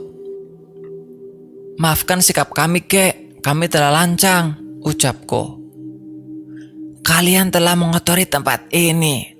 Sudah sepantasnya kalian berserah, ucap sang kakek. Biarkan kami turun dengan selamat, kek. Kami benar-benar memohon ampun, ucapku memohon. Berserahlah, ucap sang kakek dengan nada tinggi. Aku mencoba untuk mencerna maksud dari perkataan sang kakek. Aku yakin ada makna tersirat di baliknya. Tapi karena perasaanku sedang tak karuan, aku tak kunjung mendapatkan jawaban. Aku mencoba melirik ke arah tenda Fajar dan Dila. Sepertinya teman-teman yang lain belum berhasil membebaskan keduanya, sebab mereka tak kunjung keluar dari tenda dan menyelamatkan diri. Tiba-tiba saja, hujan kembali turun, membasahi tempat di mana kami berpijak saat ini. Tak lama berselang, sang kakek itu semakin mendekat ke arahku. Dan anehnya, ia tak melukai tubuhku sedikit pun. Ia malah menepuk pundakku, seolah-olah meyakinkan bahwa aku mampu melewati semua persoalan pelik yang ada di hadapanku saat ini. Setelah itu, sang kakek pun berbalik arah. Tiba-tiba saja, terdengar petir yang menyambar ke arah tenda Fajar dan Dila. Bersama dengan petir yang menyambar, sosok kakek tua yang semula berada di hadapanku tiba-tiba menghilang seketika. Sontak hal tersebut membuatku benar-benar terpaku dan tak mampu berucap satu kalimat pun. Kemana perginya kakek tua itu? Bukannya dia akan mencelakaiku dan juga teman-teman yang lain karena kami sudah melakukan kesalahan, ucapku dalam hati.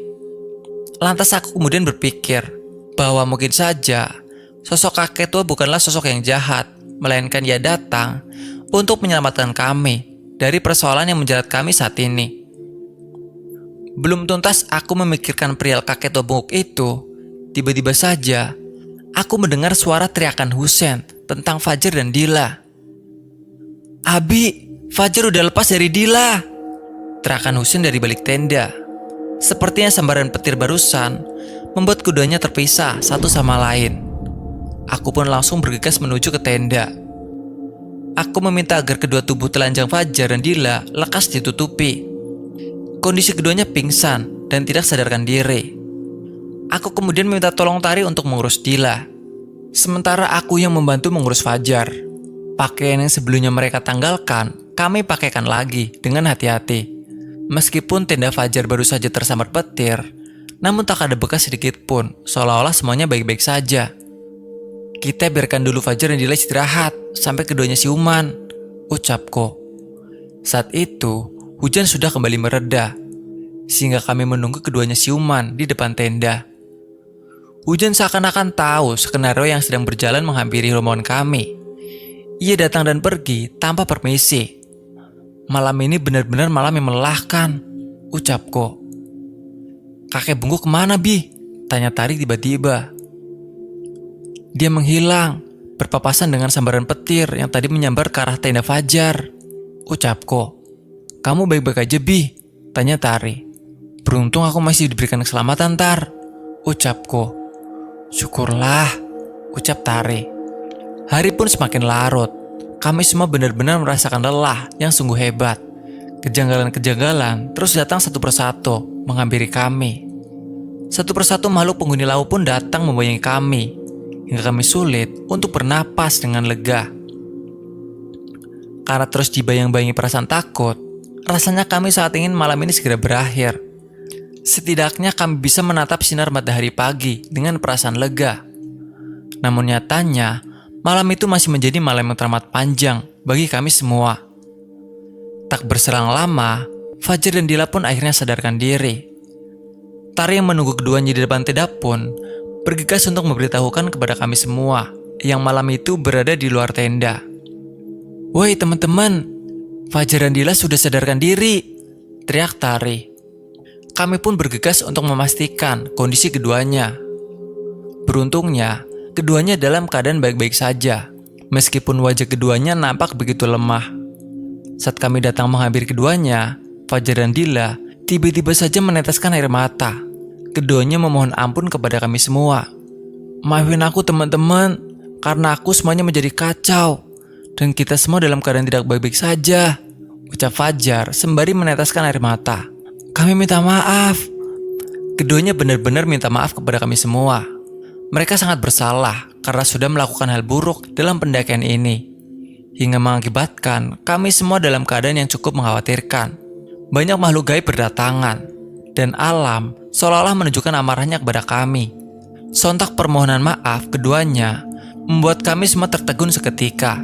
Karena aku tidak ingin semua persoalan menjadi panjang dan semakin rumit, akhirnya aku pun memberanikan diri membuka suara untuk mewakili semua teman-teman yang ada. "Kami sudah maafkan kalian kok. Yang penting setelah ini, kalian harus bisa jaga sikap dan jaga lisan kalian. Ingat, kita harus menempuh perjalanan turun yang tidak sebentar. Kita semua belum benar-benar dipastikan selamat," ucapku. Bener apa yang diucapin Nabi. Aku pun sebenarnya menyesal karena turut serta bergabung dalam pesta miras yang dilakukan Fajar. Aku benar-benar tidak mampu berpikir panjang, ucap Imron. "Kami juga," ucap Husein dan Hasan. "Lebih baik sisa miras yang kamu bawa dibuang aja atau dimusnahkan, Jar, supaya saat perjalanan turun nanti kita tidak membawa hal buruk lagi dalam rombongan kita. Dan sebagai langkah antisipasi, aku harap kamu dan Dila bisa lebih menjaga jarak. Meskipun aku tahu kalian tidak mungkin berbuat mesum lagi, namun aku hanya ingin mengantisipasi segala kemungkinan yang bisa saja terjadi," ucapku. Fajar pun mengikuti apa yang aku ucapkan. Sisa botol miras yang hanya beberapa diambilnya dari tas miliknya. Setelah itu ia pun bergegas untuk memusnahkan minuman itu dan menguburnya dalam-dalam. Meskipun dari raut wajah Fajar terlihat dengan jelas kalau dia tidak begitu ikhlas merelakan minuman keras yang sudah dibelinya itu. Biarlah kesalahan fatal yang diperbuat keduanya menjadi pembelajaran berharga bagi kami semua, agar kami bisa lebih berhati-hati dalam bersikap selama pendakian ini. Terlebih lagi perjalanan kami untuk sampai di base camp masih sangat jauh. Perasaanku menjadi jauh lebih lega dibandingkan sebelumnya. Terlebih lagi setelah mendengar permohonan maaf yang secara langsung dilontarkan oleh Fajar dan Dila. Selain itu, beberapa teman yang lain pun mengakui kekhilafan yang sempat mereka lakukan, yaitu berpesta minuman keras dalam pendakian ini. Setelah ini lebih baik kita semua bergegas untuk pulang, supaya kita bisa sampai sebelum Fajar datang. Semoga semua berjalan sesuai dengan rencana kita ya, ucapku. "Tenda dan lainnya gimana, Bi?" tanya Hasan. "Kita kemasi semuanya," ucapku. "Rasanya pendakian ini benar-benar melelahkan," ucap Tari. "Sabar ya Tar, sabar," ucapku. "Maafin aku ya Tar," ucap Dila lirih. Tari pun memeluk Dila dengan segera. Ia tidak ingin Dila pun ikut larut dalam kesedihannya. Sementara ia tahu, Dila baru saja mengalami hal buruk. Meskipun hal buruk tersebut berasal dari ulahnya sendiri. "Aku tidak bermaksud menambah kesedihan kamu, Dila. Aku hanya ingin mengutarakan rasa lelahku saja," ucap Tari sembari memeluk Dila. "Kalau saja aku dan Fajar tidak berbuat hal buruk, tentu kita semua sudah sampai di base camp, dan kita semua bisa beristirahat dengan lega," ucap Dila menyesal. "Semua sudah terjadi, jangan terus salahkan dirimu, Dil. Kita akan sampai ke base camp dengan selamat, tanpa ada satu orang pun yang tertinggal," ucap Tari. Aku cukup kagum dengan hati yang lapang yang ditunjukkan oleh Tari, meskipun aku tahu betul ia begitu lelah. Namun, ia berusaha untuk tetap menjaga kondisi Dila agar tidak semakin drop. Sebab jika kondisi Dila semakin drop, maka perjalanan kami untuk turun dari Lawu akan kembali terhambat. Dan itu artinya kami akan semakin lama sampai di base camp. Aku dan teman-teman bergegas untuk membongkar tenda kami. Kami saling bekerja sama dengan baik agar bisa membongkar 2 tenda kami dalam waktu yang singkat. Tak lupa, barang-barang pribadi kami pun kami kemas masing-masing. Sampah yang kami hasilkan pun tak luput untuk kami bawa turun. Kami tidak ingin melakukan kesalahan sekecil mungkin. Kondisi kaki Dila saat itu belum cukup pulih untuk bisa berjalan sendiri. Alhasil aku dan Tari pun saling bahu-membahu untuk memampahnya turun ke bawah. Aku tidak ingin melibatkan Fajar dalam hal ini. Aku cukup khawatir kejadian serupa terulang kembali. Sementara itu, tas bawaan milikku dan juga Tari kami titipkan kepada Hasan dan Husen. Sementara untuk tas milik Dila dititipkan kepada Imron. Kami benar-benar saling bahu-membahu dalam hal ini. Aku meminta Imron untuk berjalan di urutan paling depan, sekaligus memberikan arahan kepada kami agar kami tidak salah mengambil langkah. Sementara Hasan dan Husen berada di barisan paling akhir. Jalanan yang kami pijaki cukup licin dan terjal, sebab hujan belum lama turun dan membuat semua jalur pendakian sangat licin. Pelan-pelan aja Imron, jalanan licin, ucapku kepada Imron. Siap Bi, aku akan pilih jalur yang tidak begitu licin dan tidak begitu terjal, ucap Imron. Aku percaya padamu Imron, ucapku. Belum begitu jauh kami melangkah, tiba-tiba kami mendengar suara cekikikan yang terdengar saut-sautan. Sontak hal tersebut membuat kami semua merinding seketika. Namun Husen terus memberikan arahan kepada kami untuk tidak menoleh sedikit pun ke arah manapun. Hal tersebut dilakukan untuk menjaga konsentrasi kami selama perjalanan ini. Jangan tengok ke arah manapun, cukup tatap ke arah depan. Pertahankan konsentrasi kalian teman-teman, ucap Husen. Kami seakan-akan sedang berada dalam dimensi lain, dimensi yang mengerikan, tempat di mana hanya ada kami satu-satunya manusia, dan selebihnya makhluk-makhluk mengerikan yang ada. Keringat tak berhenti bercucuran dari pelipis kami semua. Suara cekikan itu semakin jelas terdengar. Aku pun tak sengaja mengalihkan pandanganku ke arah atas, dan betapa kagetnya aku saat melihat begitu banyak kuntilanak yang bertengger di atas pepohonan yang tumbuh di sepanjang jalur yang kami lewati malam itu. Sontak aku pun langsung beristighfar. Astagfirullah, astagfirullah, astagfirullah. Aku pun langsung melepaskan tanganku dari Dila, hingga tubuh Dila goyah seketika. Tari pun kaget dengan teriakanku. Kenapa Bi? Tanya Tari seketika. Aku tak ingin langsung memberitahukan apa yang aku lihat kepada Tari. Aku khawatir ia akan syok sama sepertiku. Namun di sisi lain, aku pun tak sanggup untuk menutupinya seorang diri. Aku menghentikan langkahku, hingga hal tersebut membuat teman-temanku yang lain merasa ada yang aneh dengan sikapku. Kenapa Bi? Tanya Imron. Enggak, bukan apa-apa, ucapku gemetaran. Kamu yakin Bi? Tanya Tari. Aku hanya terdiam. Aku mencoba menarik napasku begitu dalam. Aku tidak ingin terus larut dalam rasa takut. Aku berusaha untuk mengontrol semua perasaan takut yang ada dalam diriku. Aku sudah ingatkan, jangan menoleh ke arah manapun. Lebih baik kita lanjutkan perjalanan kita, ucap Husen memecah obrolan di antara aku dan Tari. Sepertinya Husen memang tahu apa yang aku lihat saat ini. Dan Husen terus berusaha mengalihkan fokus kami dari suara-suara cekikan itu. Aku saja yang ceroboh, tidak mendengarkan ucapan Husen. Alhasil, rasa takut terus-menerus membayangiku saat ini. Aku pun memilih diam dan melanjutkan perjalanan turun. Sementara itu, Tari terus bertanya kepadaku tentang apa yang aku lihat, karena kami saling beriringan. Ia terus memaksaku untuk memberitahukan kepadanya tentang sosok di balik suara cekikikan yang terus-menerus terdengar semakin nyaring itu. Suara apa itu Bi? Pasti kamu sudah melihat sosok itu kan? Tanya Tari terus-menerus. Lebih baik kamu jangan lihat Tar. Kenapa? Tanya Tari. Udah, lebih baik kita fokus ke depan, ucapku. Tari tidak putus arah begitu saja. Ia terus-menerus memaksaku untuk memberitahukan apa yang kulihat kepadanya. Karena merasa ditekan oleh Tari, akhirnya aku pun membisikkan apa yang kulihat kepada Tari. Ada banyak kuntilanak, bertengger di atas pohon, persis di atas kita semua berjalan, Tar. Bahkan saat aku hitung jumlahnya, sampai 10 kuntilanak. Aku bener-bener merinding setelah melihat sosok mengerikan itu. Ucapku. Ah, yang bener kamu, Bi. Masa ada banyak kuntilanak di sini? Bukan cuma 1, tapi 10. Gak masuk akal.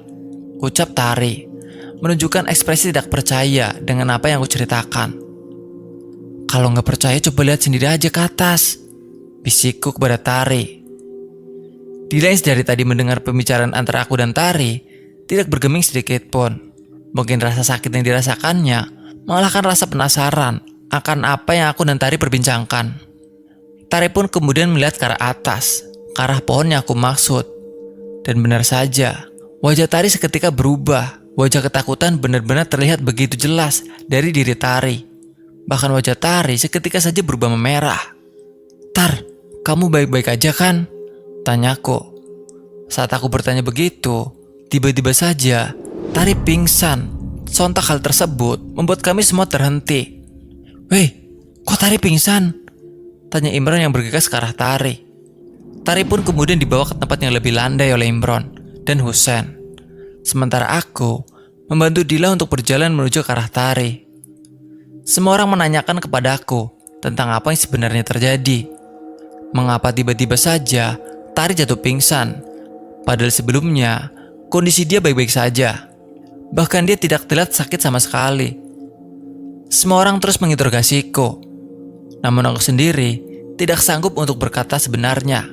Apalagi jika harus mengatakan bahwa Tari jatuh pingsan karena melihat apa yang aku lihat, yaitu banyaknya sosok kuntilanak di atas pohon rindang di sana.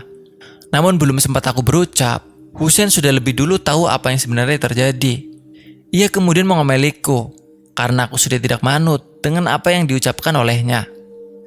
Husen memang memiliki kekuatan khusus seperti indera keenam, sehingga ia tahu betul apa yang ada di sekitar kami. Terlebih lagi, suara cekikikan yang terus terdengar tambah henti. Bahkan sampai detik ini pun, suara cekikikan itu masih saja terdengar. Sudah aku peringatkan jangan menoleh ke arah manapun. Pasti kamu dan Tari abaikan itu kan? Ucap Husen kepadaku. Maaf, aku benar-benar tak sengaja menoleh ke arah atas hingga aku melihat semua makhluk mengerikan itu. Begitu juga dengan Tari. Tari terus memaksaku untuk mengatakan apa aku lihat. Karena dia terus mendesakku, akhirnya pun aku dengan terpaksa memberitahukannya kepada Tari. Aku tidak tahu jika kejadiannya akan jadi seperti ini, ucapku. Untuk pembelajaran saja. Nanti semisal di perjalanan ke depan, aku memberikan peringatan kepada kalian. Tolong percaya itu. Sebab percaya atau enggak, kita semua dalam situasi yang kurang baik. Banyak sekali makhluk penghuni lawu yang mengawasi kita. Sebab kita telah melakukan kesalahan dalam pendakian ini, ucap Husen.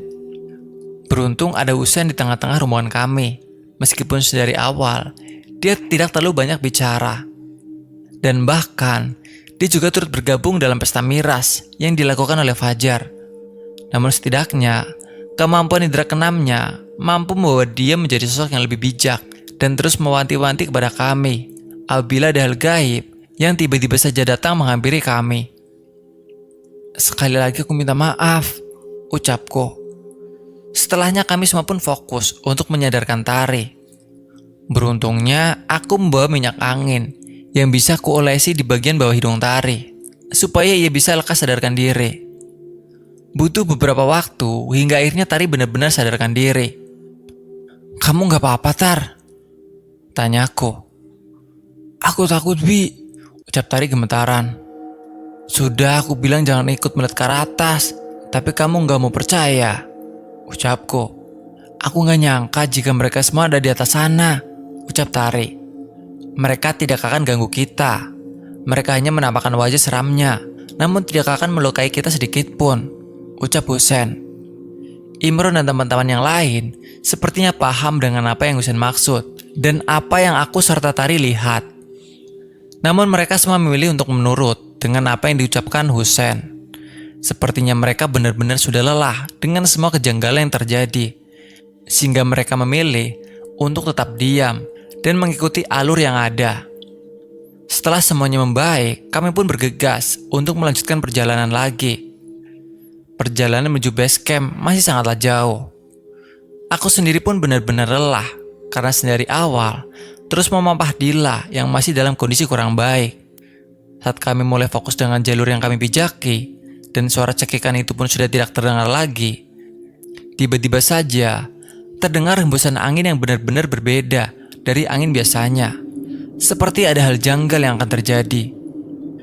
Hembusan angin itu menerpa tubuh kami semua. Aroma melati pun turut serta bersamanya. Belum sempat kami berucap satu kalimat pun, Husein sudah lebih dulu memberikan peringatan kepada kami semua. Tetap fokus ke depan, hiraukan aroma melati yang baru saja kalian hirup, ucap Husein. Semua anak terdiam. Kami tak menjawab perkataan Husein karena rasa takut yang tiba-tiba saja membayangi kami. Aku pun langsung berpikir bahwa aroma melati yang baru saja kami hirup pasti ada kaitannya dengan penghuni Lawo. Karena tidak mungkin ada bunga melati di sekitar tempat kami berjalan saat ini. Baca surat apa yang kalian kuasai dan tetaplah fokus, ucap Husein lirih. Kami seolah-olah akan melewati sebuah dimensi yang mengerikan. Aku harap itu hanya perasaanku saja, dan semua pemikiran buruk tentang hal yang akan terjadi ke depan tidak benar terjadi. Suasana malam itu benar-benar sunyi. Kami pun membungkam mulut kami dan memelankan langkah kami agar tidak terdengar oleh siapapun. Namun naas, saat kami mulai fokus dengan kesunyian dan langkah kaki kami, tiba-tiba saja dari kejauhan terlihat sosok nenek tua yang terus memandang ke arah kami berjalan. Kami pun berhenti karena rasa ragu tiba-tiba menghantui kami. Jika kami tetap melangkah, maka kami akan semakin dekat dengan sosok nenek itu. Namun jika kami berjalan mundur, maka kami tidak akan segera sampai di base camp. Kami benar-benar bingung dengan apa yang harus kami lakukan. Tetap berjalan dan hiraukan nenek tua itu, ucap Husein.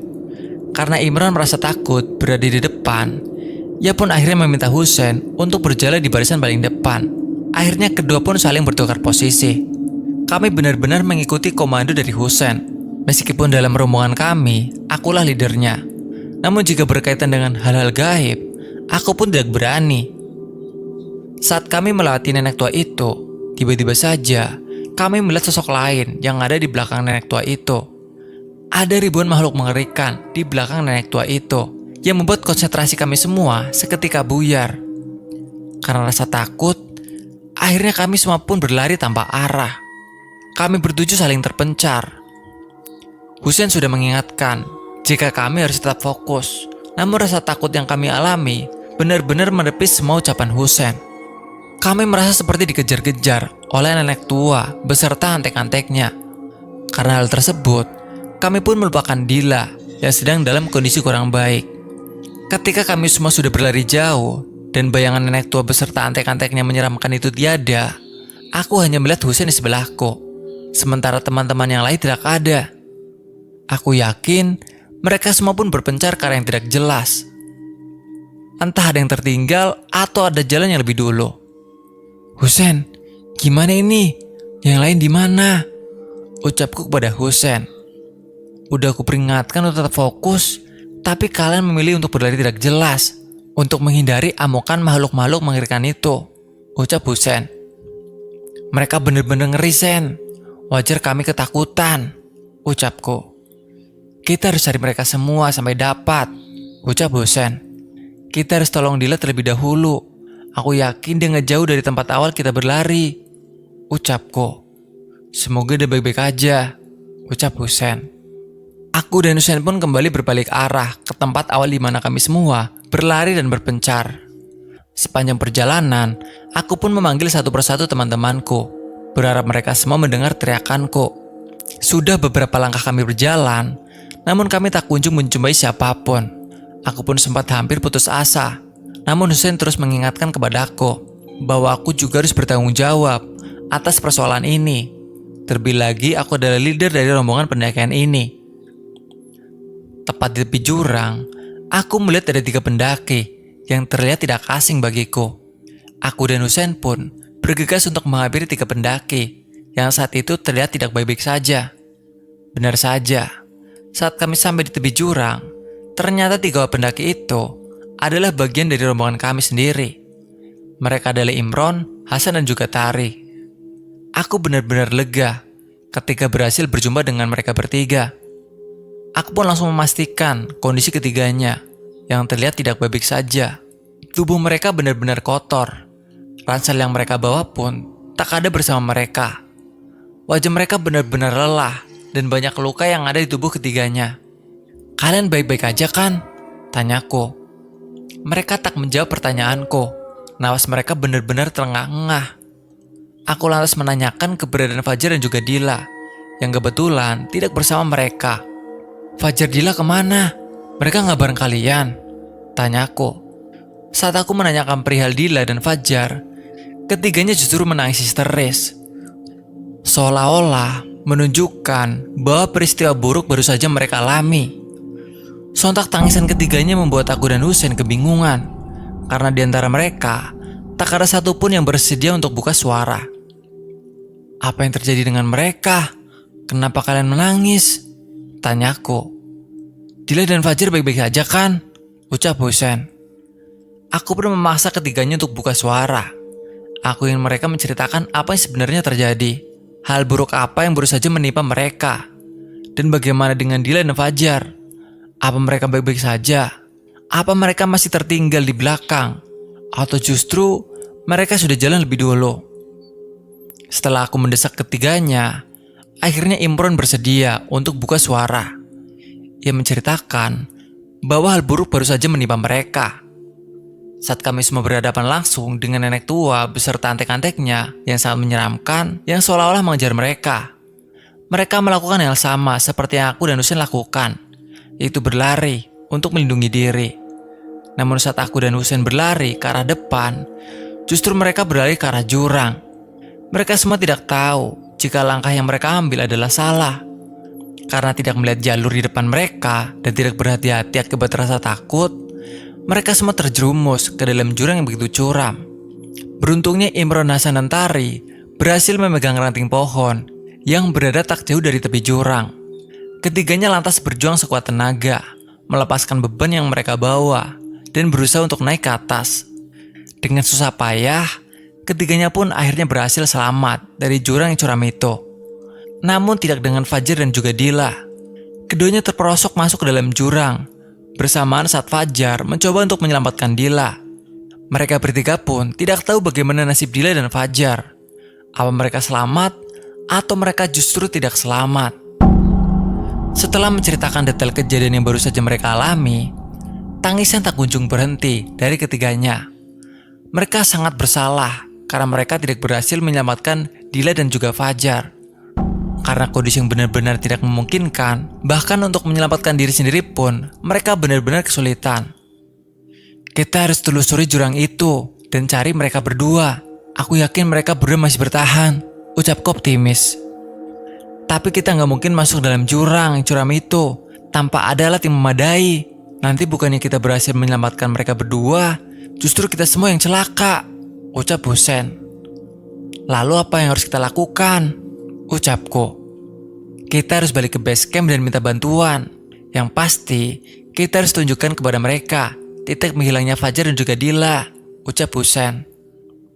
Aku setuju dengan usul Husein. Kita jangan sampai ambil langkah yang salah. Kami semua pun akhirnya sepakat untuk kembali ke base camp, meminta bantuan pihak base camp, dan kembali mencari Dila dan juga Fajar. Pagi hampir tiba. Kami semua pun bergegas untuk mempercepat langkah, agar kami berlima bisa segera sampai di base camp. Namun sebelum kami turun, aku lebih dulu memandang ke arah tepi jurang, tempat Dila dan juga Fajar terjatuh. Saat aku memandang ke arah sana, tiba-tiba aku melihat bayangan kakek bungkuk yang sebelumnya aku temui saat Fajar dan Dila dalam keadaan gancet. Kakek itu lagi, apa dia akan menyelamatkan Dila dan Fajar? Ucapku dalam hati. Kakek tua bungkuk itu terus memandang ke arah perginya kami. Tatapannya begitu tajam memerah, namun tak menyimpan sedikit pun amarah. Aku yakin kakek tua bungkuk itu adalah makhluk baik penghuni Gunung Lawu. Sementara nenek tua beserta antek-anteknya yang sudah menakut-nakuti kami dan menyerang kami adalah makhluk jahat, penghuni Gunung Lawu yang kami pijaki. Aku berharap adanya sosok kakek tua menjadi sebuah petunjuk bahwa Dila dan Fajar masih bisa diselamatkan. Dengan perasaan tak menentu dan dengan langkah yang tertatih-tatih, kami pun akhirnya sampai di base camp pendakian Gunung Lawu. Kedatangan kami nyatanya mengundang perhatian banyak orang yang ada di base camp. Penampilan lusuh kami dan wajah kami yang tidak beraturan menyeratkan banyak kejadian buruk yang kami alami sepanjang pendakian. Petugas base camp yang sebelumnya tahu bahwa jumlah kami adalah 7, ikut bertanya-tanya dengan jumlah kami yang berkurang. "Dua teman kalian kemana?" tanya petugas base camp. Aku sebagai leader pun menyuruh teman-temanku yang lain untuk beristirahat, sebab aku tahu betul jika mereka benar-benar merasakan kelelahan. Setelah itu aku pun mendekat ke arah petugas base camp dan menceritakan apa yang sebenarnya terjadi dalam pendakian kami. "Bang, dua teman kami jatuh ke dalam jurang. Tolong bantu selamatkan mereka," ucapku. "Loh, kok bisa? Kalian gak hati-hati? Gak baca peta yang aku beri?" tanya petugas base camp. "Bukan itu masalahnya, Bang. Ada banyak hal kompleks yang kami alami saat pendakian ini. Aku akan ceritain detail kejadiannya, Bang," ucapku. Setelahnya, aku pun menceritakan semua kejadian yang kami alami, sedetail mungkin. Dari mulai kesalahan Fajar berpesta miras, kesalahan Fajar dan Dila bercumbu di atas Lawu, hingga keduanya pun gancat di atas sana. Sampai-sampai makhluk yang terus berdatangan silih berganti mengganggu perjalanan kami. Hingga puncaknya, ada banyak sekali makhluk mengerikan yang terlihat akan menyerang kami. Kami pun lari terbirit-birit, berpencar tak memperhatikan jalan, dan tidak memperhatikan kondisi sekitar. Akhirnya Dila dan Fajar berakhir dalam jurang. Respon dari penjaga base camp menunjukkan rasa tidak percaya dengan apa yang terjadi kepada rombongan kami. Namun petugas base camp pun menanggapi bahwa semua hal buruk yang terjadi pada kami adalah ulah kami sendiri yang lalai dan abai dengan peraturan yang tidak tertulis yang ada di Lawu, di mana seorang pendaki dalam melakukan pendakian harus tetap menjaga sikap dan menjaga lisan, jangan berbuat mesum, dan jangan sampai berbuat hal-hal yang mengotori tanah Lawu, karena akibatnya tentu akan sangat fatal. Terbukti sekarang kedua teman kami menjadi korban atas hal buruk yang kami lakukan. Saya akan kerahkan tim untuk melakukan pencarian. Kita akan memulai pencarian siang nanti. Mudah-mudahan mereka berdua masih selamat, ucap petugas base camp. "Apa kami boleh ikut, Bang?" tanyaku. "Yang laki-laki boleh ikut, tapi yang perempuan usahakan jangan. Khawatir kondisi dia melemah saat di atas nanti," ucap petugas base camp. "Baik, Bang, aku akan kondisikan itu. Sebelumnya terima kasih ya, Bang," ucapku. Aku pun bergegas untuk menghampiri teman-temanku yang saat itu sedang beristirahat. Aku memberikan semua informasi yang aku dapatkan dari petugas base camp kepada mereka. Pencarian akan dilakukan siang nanti, dan Tari bisa menunggu di base camp, tidak perlu turut serta dalam pencarian.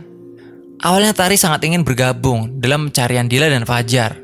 Namun setelah aku memberikan pengertian kepadanya, akhirnya Tari pun mengerti dan dia bersedia untuk menunggu di base camp sampai pencarian Dila dan juga Fajar selesai. Kami semua berharap pencarian ini akan berbuah manis dan keduanya masih bisa selamat dari jeratan maut. Singkat cerita, hari pun mulai beranjak siang. Petugas base camp yang berjumlah 4 orang mulai menyiapkan perlengkapan yang akan memudahkan kami semua dalam pencarian. Aku pun diminta bergabung dengan mereka bersama ketiga teman yang lain. "Kita akan melakukan pencarian. Tolong kalian arahkan titik jurang di mana kedua teman kalian terjatuh," ucap petugas base camp. "Siap, Bang," ucapku. Kami pun mulai pencarian menuju jurang tempat di mana Dila dan Fajar terjatuh. Meskipun aku dan ketiga temanku merasakan lelah cukup hebat, namun kami berusaha untuk tetap kuat demi keselamatan kedua teman kami, yaitu Dila dan Fajar. Sesekali kami beristirahat untuk sekedar melepaskan lelah dengan menenggak mineral yang kami bawa. Setelah itu kami melakukan pencarian kembali. Aku benar-benar tidak pernah menyangka akan berada di titik sekarang. Titik di mana kami semua merasakan hal buruk tak kunjung usai. Justru terus datang silih berganti. Pendakian ini benar-benar pendakian sangat melelahkan. Rasanya aku benar-benar kapok mendaki, karena terlalu banyak polemik yang aku alami selama pendakian di Gunung Lawu ini. Kami semua pun akhirnya sampai di jurang tempat Dylan juga Fajar terjatuh. Petugas base camp bergegas mengeluarkan perlengkapan yang mereka bawa. Setelahnya satu persatu dari mereka pun masuk ke dalam jurang untuk mencari Dila dan juga Fajar di dalam sana. Kami pun diminta untuk menelusuri tepi-tepi jurang dan tempat sekitar untuk meminimalisir segala kemungkinan yang ada. Aku harap mereka segera ditemukan, ucapku. Yakin saja, mereka pasti ketemu, ucap Husen. Andai waktu bisa diputar lagi, aku pasti berusaha dengan maksimal untuk menolong mereka berdua, ucap Imron. Semua sudah terjadi, sudahlah, ucap Hasan. Kita harus banyak berdoa supaya mereka selamat, ucapku. Kami semua pun berjalan menyusuri tepi jurang, memantau kondisi jurang, sekaligus mencari petunjuk tentang keberadaan keduanya. Tak berselang lama, aku mendengar salah satu petugas berteriak, memberi tanda bahwa Dila dan Fajar berhasil mereka temukan. Teman kalian ada di sini, teriak petugas. Tolong selamatkan mereka, Bang, teriakku. Para petugas itu bergegas mengangkat tubuh Dila dan juga Fajar. Sementara aku dan ketiga teman yang lain mencoba untuk menangkap mereka dari tepi jurang. Benar-benar proses evakuasi yang cukup dramatis. Setelah sampai di tepi jurang, aku bergegas untuk memastikan nadi kedua temanku. Nadi keduanya masih ada, meskipun sangat lemah. Tubuh keduanya benar-benar penuh dengan luka, darah, bahkan mencucur di mana-mana. Kita harus segera bawa mereka ke klinik terdekat. Mereka masih hidup, ucapku bersemangat. Kami semua merasa sangat lega, sebab keduanya ternyata masih dalam kondisi hidup. Kami pun bergegas untuk membawa Dila dan Fajar turun dengan tandu seadanya. Kami berjalan cepat agar kondisi keduanya tidak semakin memburuk. Sampainya di base camp, kami lantas membawa keduanya ke klinik terdekat untuk segera dilakukan pemeriksaan. Sementara Tari, aku perintahkan untuk memberikan kabar kepada orang tua Dila dan juga Fajar, agar mereka bisa datang untuk melihat kondisi keduanya yang cukup mengkhawatirkan. Kondisi kedua pendaki ini cukup kritis. Mereka harus segera dibawa ke rumah sakit yang ada di kota untuk segera dilakukan tindakan, ucap dokter. Kami pun akhirnya membawa Dila dan Fajar ke rumah sakit yang ada di kota dengan bantuan ambulan yang ada di klinik. Perasaan haru benar-benar berkecamuk di dalam diri kami berlima. Kami tidak pernah sangka jika kondisi Dila dan Fajar akan seburuk itu. Wajar saja, keduanya jatuh ke dalam jurang yang cukup curam, sehingga pasti sangat banyak luka yang bersarang di tubuh keduanya. Terlebih Dila, yang sebelumnya sedang mengalami cedera di kaki kanannya. Sampainya di rumah sakit, dokter jaga langsung bergegas untuk memeriksa keduanya. Kondisi keduanya benar-benar memprihatinkan. Menurut dokter jaga, keduanya harus dirawat secara intensif di rumah sakit dan diperlukan persetujuan dari wali keduanya. Tak berselang lama, orang tua Dila dan Fajar datang. Mereka langsung menyetujui adanya perawatan intensif untuk anak-anaknya tersebut. Orang tua keduanya lantas menginterogasi kami satu persatu untuk menanyakan apa yang sebenarnya terjadi di pendakian di Gunung Lawu. Aku menceritakan semua detail kejadiannya kepada orang tua keduanya. Mereka terlihat begitu syok. Mereka tidak habis pikir jika anak mereka akan melakukan hal buruk hingga berimbas secara langsung dalam hidup keduanya. Aku dan keempat temanku yang lain pun berpamitan untuk kembali ke rumah lebih dulu. Sebab orang tua kami tentu khawatir karena kami tak kunjung pulang. Kami akan merencanakan untuk datang lagi menjenguk Dila dan Fajar besok lusa. Kedua orang tua Fajar dan Dila berterima kasih kepada kami semua telah berusaha sebaik mungkin untuk menolong anak-anak mereka. Semenjak saat itu, kondisi Fajar dan Dila semakin menurun. Keduanya dirawat di ICU karena mengalami koma. Kini hampir 1 bulan penuh mereka mengalami koma dan tak kunjung sadarkan diri.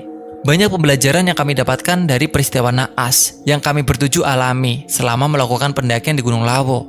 Sangat penting menjaga lisan dan sikap saat pendakian. Sebab jika salah satu dilanggar, maka akan ada hal buruk datang.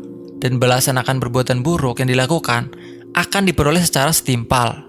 Maka dari itu, jaga sikap kalian saat mendaki agar selamat sampai pulang nanti.